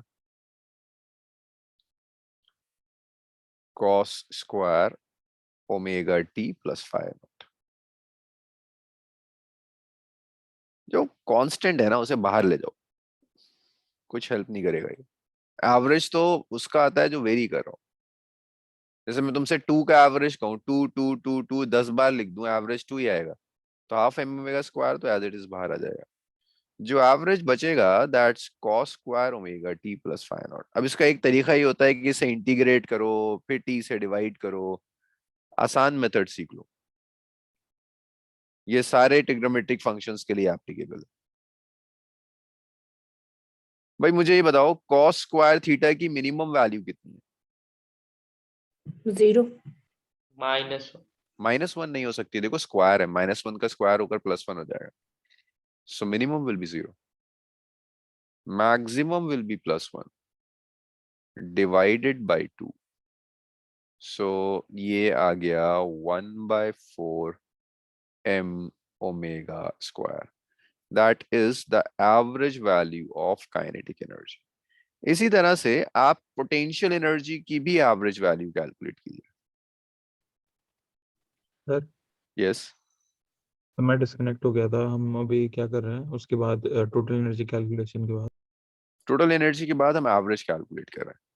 जैसे मैंने कहा काइनेटिक एनर्जी का एवरेज कैलकुलेट करो, काइनेटिक एनर्जी का एक्सप्रेशन लिख दिया half M omega square A square cos square omega T plus 5 naught. So this half omega square A square भी तो है, ए स्क्वायर कांस्टेंट है, बाहर ले जाओ। बच क्या गया cos square omega T plus 5 not. Cos square का जब एवरेज लोगे तो minimum value is 0, maximum value is 1 divided by 2, तो it's 1/4 m omega square. This is the average of kinetic energy. हमेशा एवरेज निकालना है ना ट्रिग्नोमेट्रिक फंक्शंस का, तो मिनिमम वैल्यू लो प्लस मैक्सिमम वैल्यू लो, 2 से डिवाइड कर दो, ऐसे एवरेज आएगा। अब मैं तुमसे कहता हूँ कि मुझे पोटेंशियल एनर्जी का एवरेज निकाल कर दिखाओ। 1/4 पोटेंशियल एनर्जी का एक्सप्रेशन, पोटेंशियल एनर्जी थी half k A square sine square omega T plus phi naught. इसको आप ऐसे भी लिख सकते हो, के को लिख सकते हो M omega square half M, भाई ये बिल्कुल याद हो जाए, K is M omega square sine square omega T plus phi naught. ये पोटेंशियल एनर्जी है आपकी। अब मैं आपसे कह रहा हूं इसका एवरेज कैलकुलेट करो।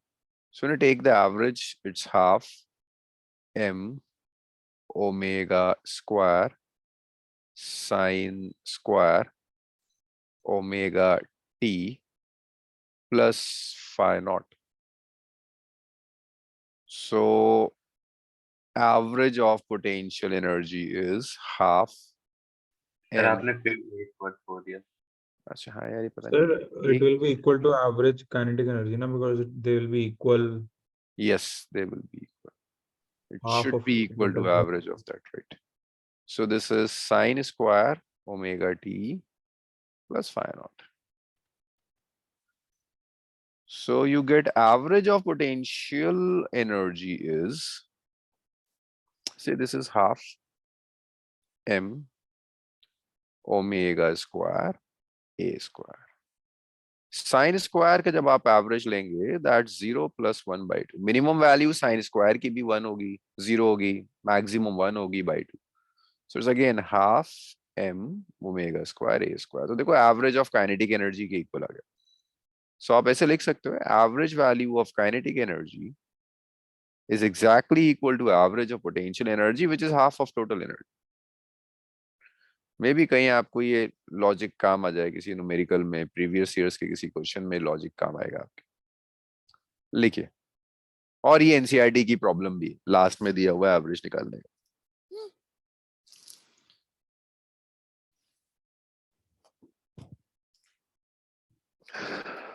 तो काइनेटिक एनर्जी में आप ए स्क्वायर भूल गए। काइनेटिक एनर्जी में मैं ए स्क्वायर लिख तो दिया, अच्छा फिर आखिर में नहीं, अरे ए क्यों मिस होता है, A square A square. Sir उस दिन सर ने हमें average kinetic value half M omega square A square t लिखा है A square sir. T capital t लिखवाया होगा, यस सर। फिर उस कैपिटल टी से डिवाइड कराया होगा, वो इंटीग्रेट कर कर उसे सॉल्व करवा रहा है, यस उसको फिर टी से उन्होंने डिवाइड कराया होगा। मुझे समझ नहीं आया मतलब क्या कह रहा। नहीं नहीं, वो उसने शायद जेडेड सर ने कुछ कराया होगा ना, तो उसकी बात कर रहा है। वो उन्होंने फिर डिवाइड भी किया होगा उस टी से ना। सर लास्ट में सेम ही आया था, इंटीग्रेट करके ही कराया था, लेकिन लास्ट में सेम आ गया था। वो एक्चुअल डेरिवेशन है, बट वो इतनी लेंदी होती है कि प्रैक्टिकली उसे करना एग्जाम में बहुत मुश्किल है।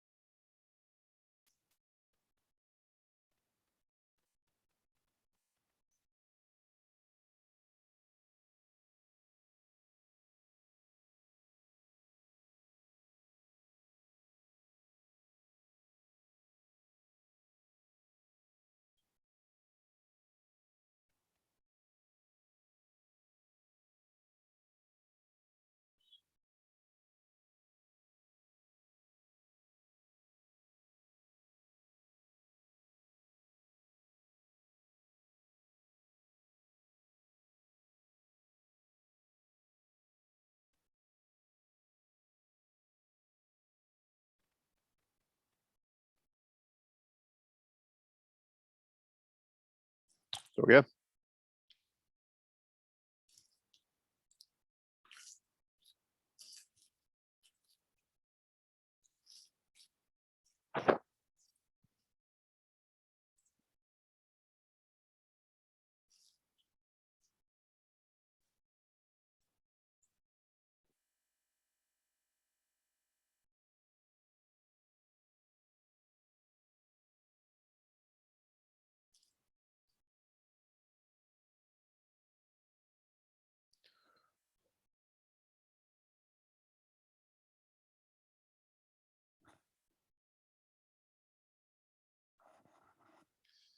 Okay, so that was all about energy and graph.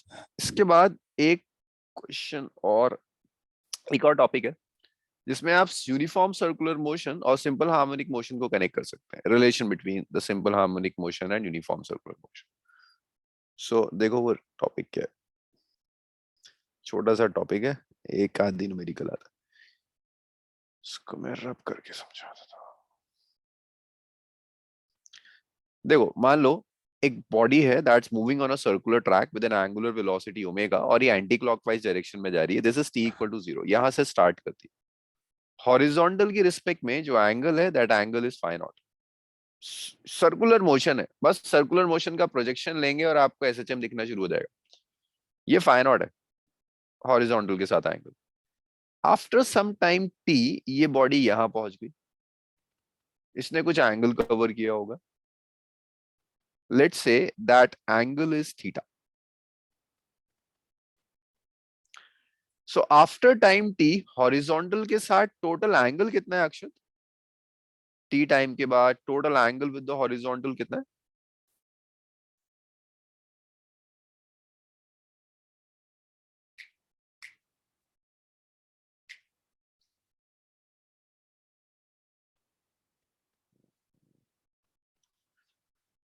Divyanshu, after time t total angle with the horizontal कितना है? Sir theta plus phi naught. Theta plus phi naught, right Noah, theta plus phi naught. तो ये angle आ गया theta plus phi naught. अब देखो यहाँ theta जो है ना, इसको आप लिख सकते हो एंगुलर डिस्प्लेसमेंट है, इसे आप लिख सकते हो angular velocity multiplied by time. यही तो होता है एंगुलर डिस्प्लेसमेंट। एंगुलर वेलोसिटी होती है angular displacement divided by time now, so theta will be omega into T. तो आप लिख सकते हो थीटा प्लस फाई नॉट की जगह this is omega T plus phi naught. अब ये जो रेडियस है इसके आप कंपोनेंट्स ले लीजिए, रेडियस वेक्टर मान लो, इसके इसके कंपोनेंट्स ले लो, इसका प्रोजेक्शन ले लो, एक्स एक्सिस के अलोंग और वाई एक्सिस के अलोंग। एक्स एक्सिस के अलोंग जो प्रोजेक्शन आ रहा है that's R cos omega T plus phi naught. भाई आर कॉस थीटा हो जाएगा, थीटा की जगह omega T plus phi naught है। y के अलोंग जो प्रोजेक्शन होगा that's r sin omega t plus phi naught. So this is projection along x axis, this is projection along y axis. अब आप अगर ढंग से देखोगे तो ये है क्या, r cos omega t plus phi naught is equal to x, this is the equation of SHM।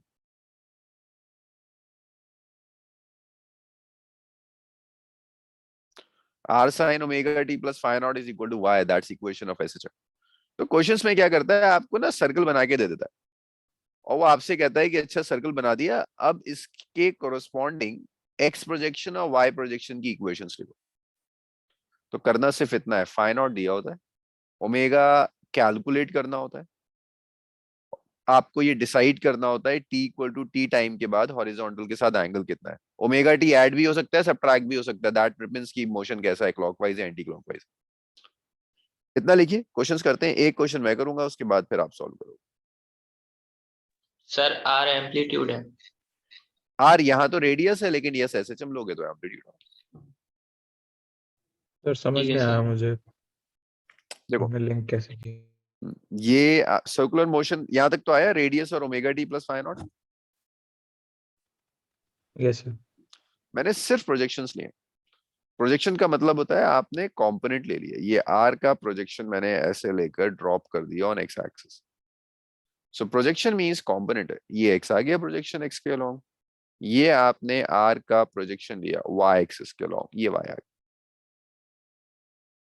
Projection geometry में कहते हैं उसको, जब आप फिजिक्स में कहते हो आप कंपोनेंट्स कहते हो। तो आर का कंपोनेंट एक्स एक्सिस के along is this R omega T plus phi naught, R का कंपोनेंट वाई एक्सिस के along is this R sine omega T plus phi naught. अब इसको देख लो, ये मैं सिर्फ इक्वेशन कंपेयर कर रहा हूं, ये जो इक्वेशन है cos omega T plus phi naught, R is acting like an amplitude. Phi naught initially जहां पर था, तो ये आपका इनिशियल फेस कांस्टेंट की तरह बिहेव कर रहा है। ओमेगा जो एंगुलर वेलोसिटी होती है यूनिफॉर्म सर्कुलर मोशन में, वही एंगुलर फ्रीक्वेंसी भी होती है यूनिफॉर्म सर्कुलर मोशन में। यूनिफॉर्म सर्कुलर मोशन में omega which is angular velocity and angular frequency are same.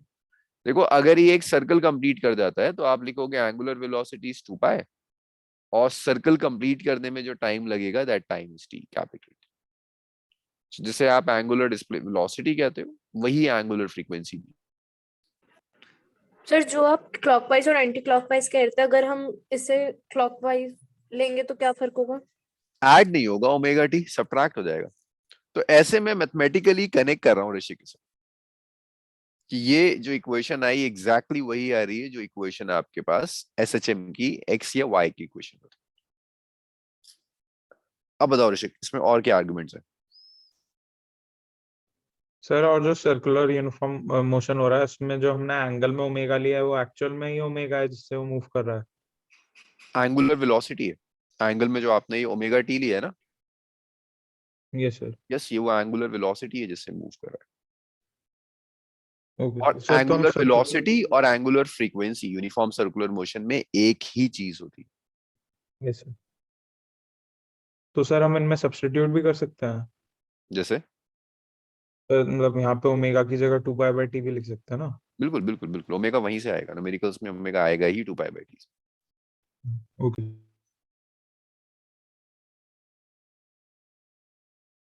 Sir, तो दोनों एक्सिस में हमारा एसएचएम हो रहा है?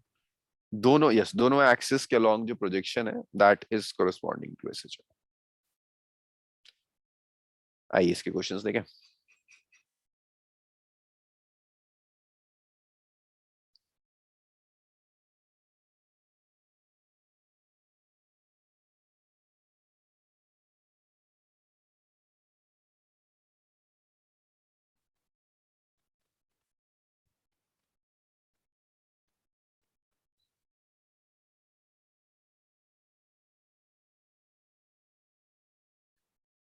ये इस तरह के क्वेश्चंस आ जाते हैं, सर्कुलर मोशन बना के दे देता है, कहता है ओके। सर एक मिनट ऊपर कर। हाँ एक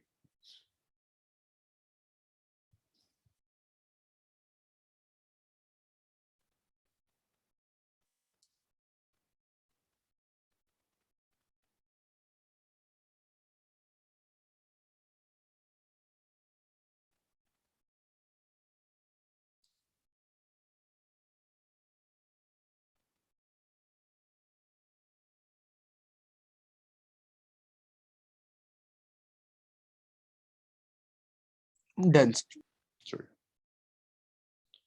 क्वेश्चन लिख लो ये।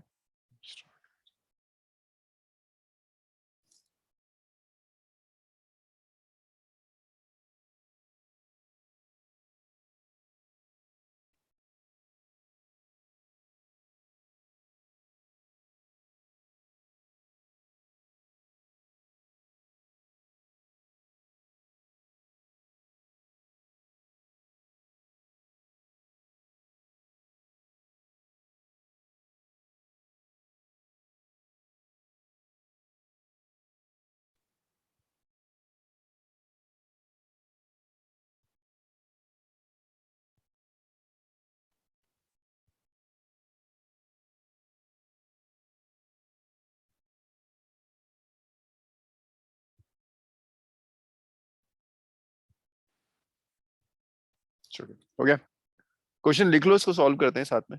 फर्स्ट मैं करूंगा, सेकंड आप करोगे।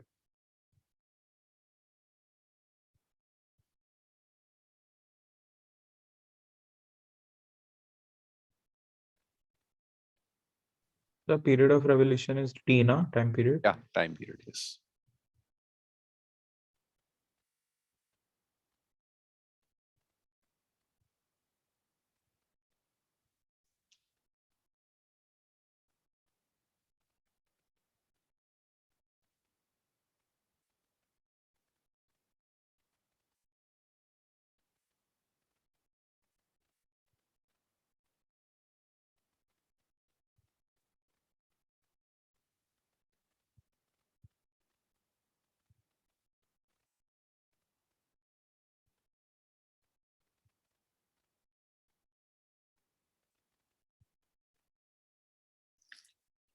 चलिए क्वेश्चन लिख लिया आपने, सॉल्व करते हैं साथ। हाँ,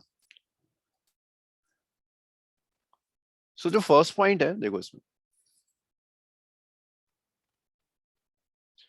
ये t इक्वल टू 0 पर जो इसकी पोजीशन है, this is the position at t equal to 0, p point पर है। एंटी क्लॉकवाइज घूम रहा है, t टाइम के बाद यहां पहुंचा होगा, t equal to t time के बाद यहां पहुंचा। इसने कुछ कुछ ये एंगल कवर किया। सालिक मुझे बताओगे ये एंगल कितना होगा? ये जो एंगल कवर कर रहा है t टाइम में, it's rotating with some angular velocity omega, ये एंगल कितना हो जाएगा? 45 प्लस कितना होगा? 45 प्लस समथिंग होगा, मतलब टोटल एंगल नहीं पूछ रहा मैं, सिर्फ देख रहे हो यहां से यहां तक का पूछ रहा हूँ। एंगुलर वेलोसिटी ओमेगा है, टाइम t लग रहा है, omega into T. Omega into T, ये एंगल ओमेगा इंटू टी आ गया। तो हॉरिजॉन्टल के साथ टोटल एंगल कितना हो गया Salik?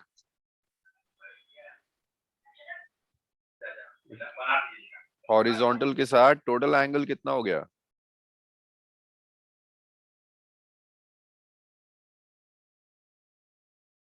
Time T theta plus 45। Omega T plus 45 है। अब बेटर ये होगा कि 45 को रेडियन में कन्वर्ट कर दो, तो ये आएगा पाई बाय 4। तो जब आप x प्रोजेक्शन लोगे, your x projection will be a, देखो रेडियस a दिया हुआ है, a cos omega t plus pi by 4, और y के लॉन्ग जब आप प्रोजेक्शन लोगे then that will be, y तो ऐसे पूछ नहीं रहा, अगर वो पूछ ले, a sine omega t plus pi by 4। अब प्रॉब्लम सिर्फ ये है कि ओमेगा नहीं पता, ओमेगा कैसे आएगा? कोई बताएगा? पूरी बैच में कोई है जो बता सकता हो कि ओमेगा कैसे आएगा? यार 2 pi by t। 2 theta by T. Pi by T. और देखो टाइम पीरियड कितना दिया है, 4 सेकेंड्स। देखो थीटा इज 2 पाई, एक पूरे रेवोल्यूशन का टाइम पता है ना आपको, 4 सेकेंड्स। तो पूरे रेवोल्यूशन में जो एंगल होगा वो 60 डिग्री होगा, ये 2 pi, it's 2 pi by 4, so that is pi by 2 radian per second. तो जब आप ये सब्स्टिट्यूशंस करोगे यहाँ, you will get x is a cos omega, which is pi by 2t plus pi by 4 now, that's 6। ऐसे ही आप y निकाल सकते हैं, लिख लीजिए इसे और सेकंड पार्ट करने की कोशिश कीजिए।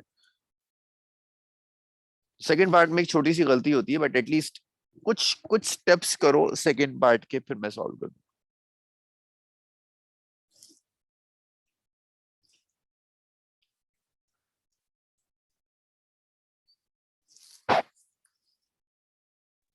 शायद डिस्कनेक्ट हो गया था, मैं एक बार बता दीजिए। यस यस, तो देखिए देवांशु, ये क्वेश्चन आपको दिया हुआ है, t इक्वल टू 0 पर ये p पॉइंट पर है, तो t इक्वल टू 0 पर हॉरिजॉन्टल के साथ जो एंगल है, दैट एंगल इज 45 डिग्री।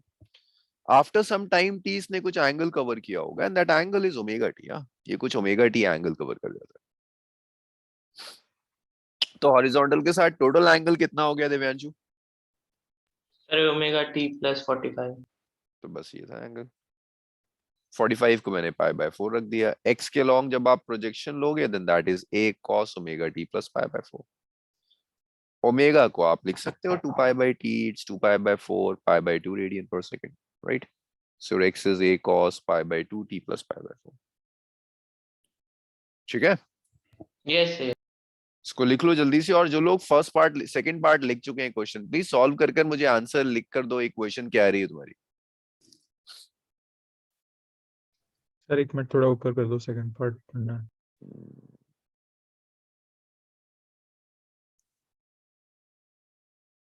देखो t इक्वल टू 0 पर यहाँ पर है, तो तुम्हारा इनिशियल एंगल 90 डिग्री है। सर इसमें ये क्लॉकवाइज है तो एंगल पॉजिटिव लेंगे नेगेटिव? अब ये तुम्हें सोचना है कि ऐड होगा कि सब्ट्रैक्ट होगा। पॉजिटिव नेगेटिव भूल जाओ, बस ये देखो कि ऐड होगा कि सब्ट्रैक्ट होगा, दैट्स मोर इम्पोर्टेंट।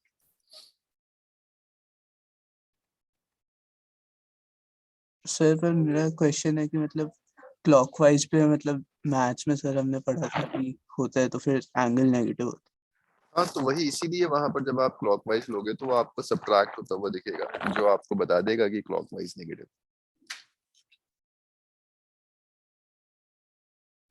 ये वाला एंगल ना, ये अपने आप नेगेटिव आ जाएगा। तो आपको खुद दोनों लॉजिक से, अगर आप इसे क्लॉकवाइज नेगेटिव लेते हैं तब भी ये आपको सब्ट्रैक्ट होता हुआ दिखेगा।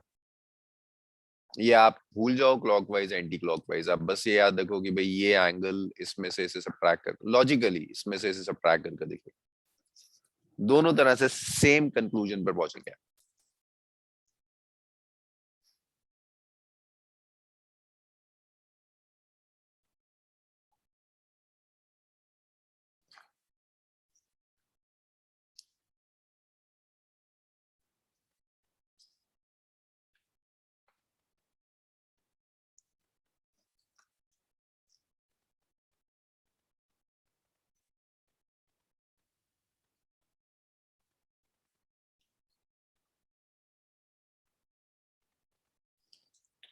ओके, नंबर का कुछ आया, गुड।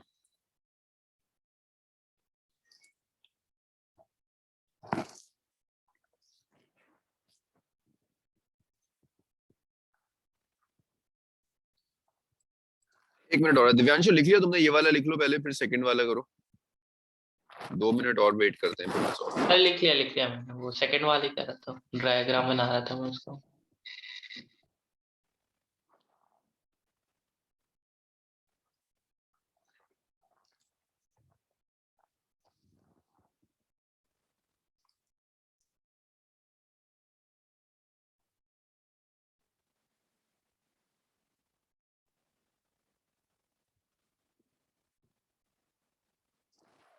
ओके नंबर, ठीक है नवा, राइट यशिका से यार बी है बस, यशिका ना, रेडियस इज बी।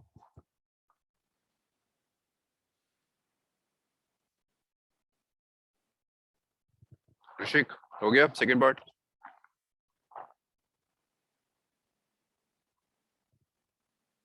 नहीं सर। ये जो टोटल है ना दैट इज 90 डिग्री। किसी टी टाइम पर ये यहां तक पहुंचा, टी इक्वल टू टी। और ये बताओगे ये एंगल कितना कवर किया होगा? Sir omega t. अब आप अगर ये कहते हो ना कि ये क्लॉकवाइज है, इट शुड बी नेगेटिव, तो मैं सिर्फ ये कहूंगा टोटल एंगल निकाल दो, तो आप कहोगे π/2 प्लस इट्स क्लॉकवाइज, तो आपने माइनस ओमेगा टी ले लिया, आप कहोगे π/2 माइनस ओमेगा टी। अगर मैं उसमें ना पढ़ूं, मैं आपसे कहूं टोटल 90 था, इतना मूव कर गया, ये कितना बचा, तभी आपका आंसर सेम होगा कि ओके 90 था, ओमेगा टी सब्ट्रैक्ट हो जाएगा, तो ये जो एंगल बचेगा that angle will be omega π/2, क्योंकि इनिशियल फेज π/2 था माइनस। अब जब आप प्रोजेक्शन लोगे ना एक्स एक्सिस के बाद, because it's π/2 minus omega t. अब इसमें एक बहुत बड़ी प्रॉब्लम है। प्रॉब्लम ये है कि omega is coming with a negative sign. आपकी इक्वेशंस में फ्रीक्वेंसी नेगेटिव नहीं हो सकती। Frequency at most, minimum frequency can be 0, frequency can not be negative. इसको किसी तरह से पॉजिटिव बनाना होगा। ऋषिक बताओगे यार इसको कैसे पॉजिटिव कर सकते हैं? ये तो नेगेटिव आ रहा है, frequency can't be negative, positive कैसे करें?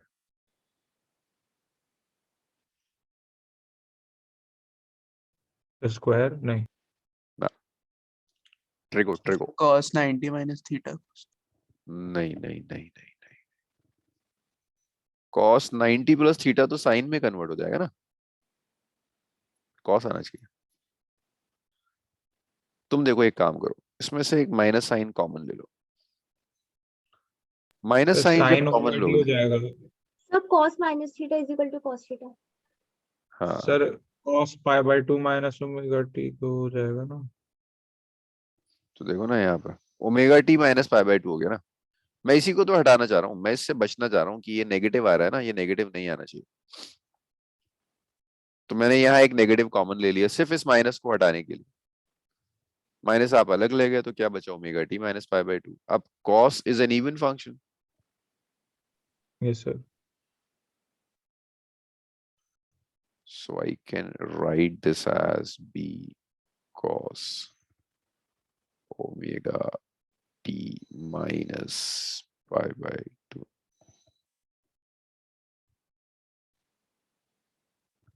तो ये आपकी x की इक्वेशन हो जाएगी b cos omega t minus pi by 2. This is displacement of x. चलिए लिख लीजिएगा.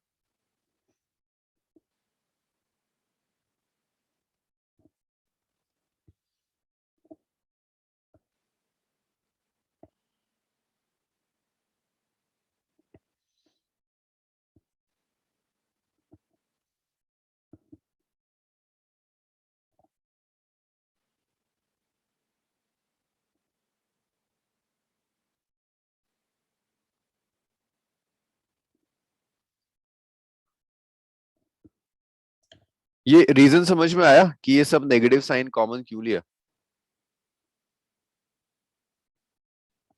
Yes sir.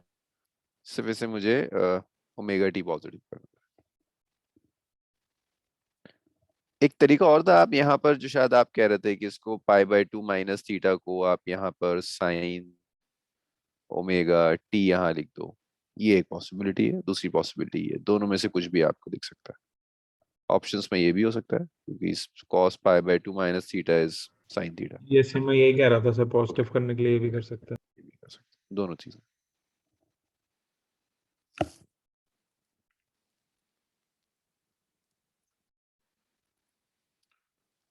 Sir first part में हमने क्या किया था डायग्राम में, वो समझा दीजिए. फर्स्ट पार्ट में देखो, फर्स्ट पार्ट में ना ये एंटी क्लॉकवाइज घूम रहा है. This is t equal to 0 and this point is t is equal to t now. So ये जो इनिशियल फेस है ये 45 डिग्री, 45 डिग्री इनिशियल फेस है. फिर ये t इक्वल टू t पर यहाँ पहुंच जाता है. तो इसने जो एंगल कवर किया होगा वो एंगल कवर किया होगा इसने ओमेगा टी. Yes sir. तो टोटल एंगल कितना हो गया? Omega T plus 45 degree. Yes sir. इसको मैंने लिख दिया omega T plus pi by 4. बस अब मैंने इसका एक्स और वाई प्रोजेक्शंस ले लिए. एक्स एक्सिस के लॉन्ग कंपोनेंट क्या आएगा इसका? a cos omega T plus pi by 4. बस ये इक्वेशन है. इसमें तो बहुत ज्यादा नहीं करना होगा.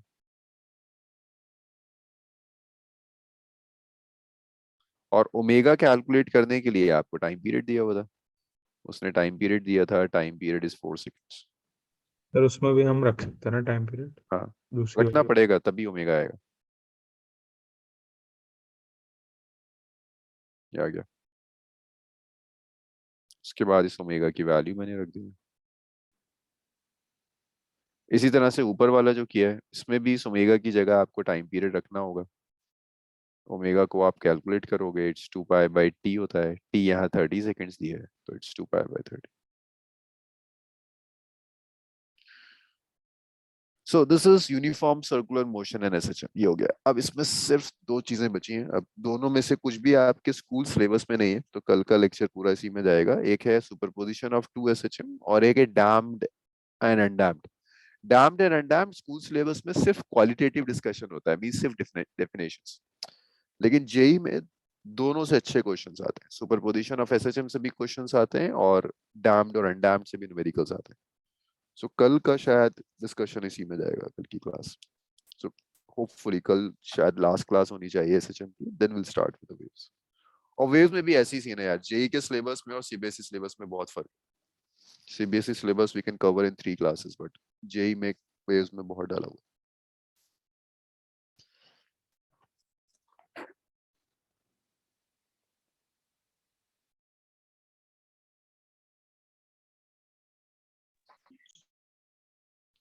Can you scroll down? Yes, बस यही था. सेकंड पार्ट तो यही था. इतना यहाँ छोड़ दो. बहुत द फर्स्ट पार्ट था. First part. फर्स्ट चाहिए. सर यहाँ पे भी ओमेगा रखेंगे ना हम? Yes yes yes omega. Sir, और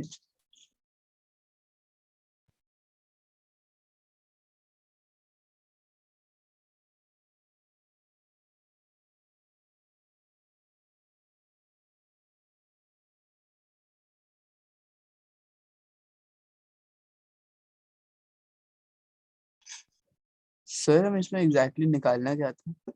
इक्वेशन, आपको ये इक्वेशन कैलकुलेट करनी है। एक्स एक्सिस के लॉन्ग जो प्रोजेक्शन होगा वो आपको इक्वेशन ऑफ एसएचएम देगी, तो ये प्रोजेक्शन आपको कैलकुलेट करना है। ऐसे यहाँ भी सेकंड वाले पार्ट में भी कि ये जो रेडियस वेक्टर है इसका एक्स एक्सिस के लॉन्ग जो प्रोजेक्शन होगा वो प्रोजेक्शन कैलकुलेट करना है।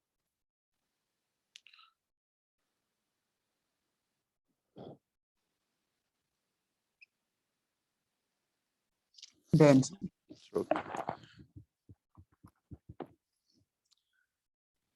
चलिए इसको आज फिर यहीं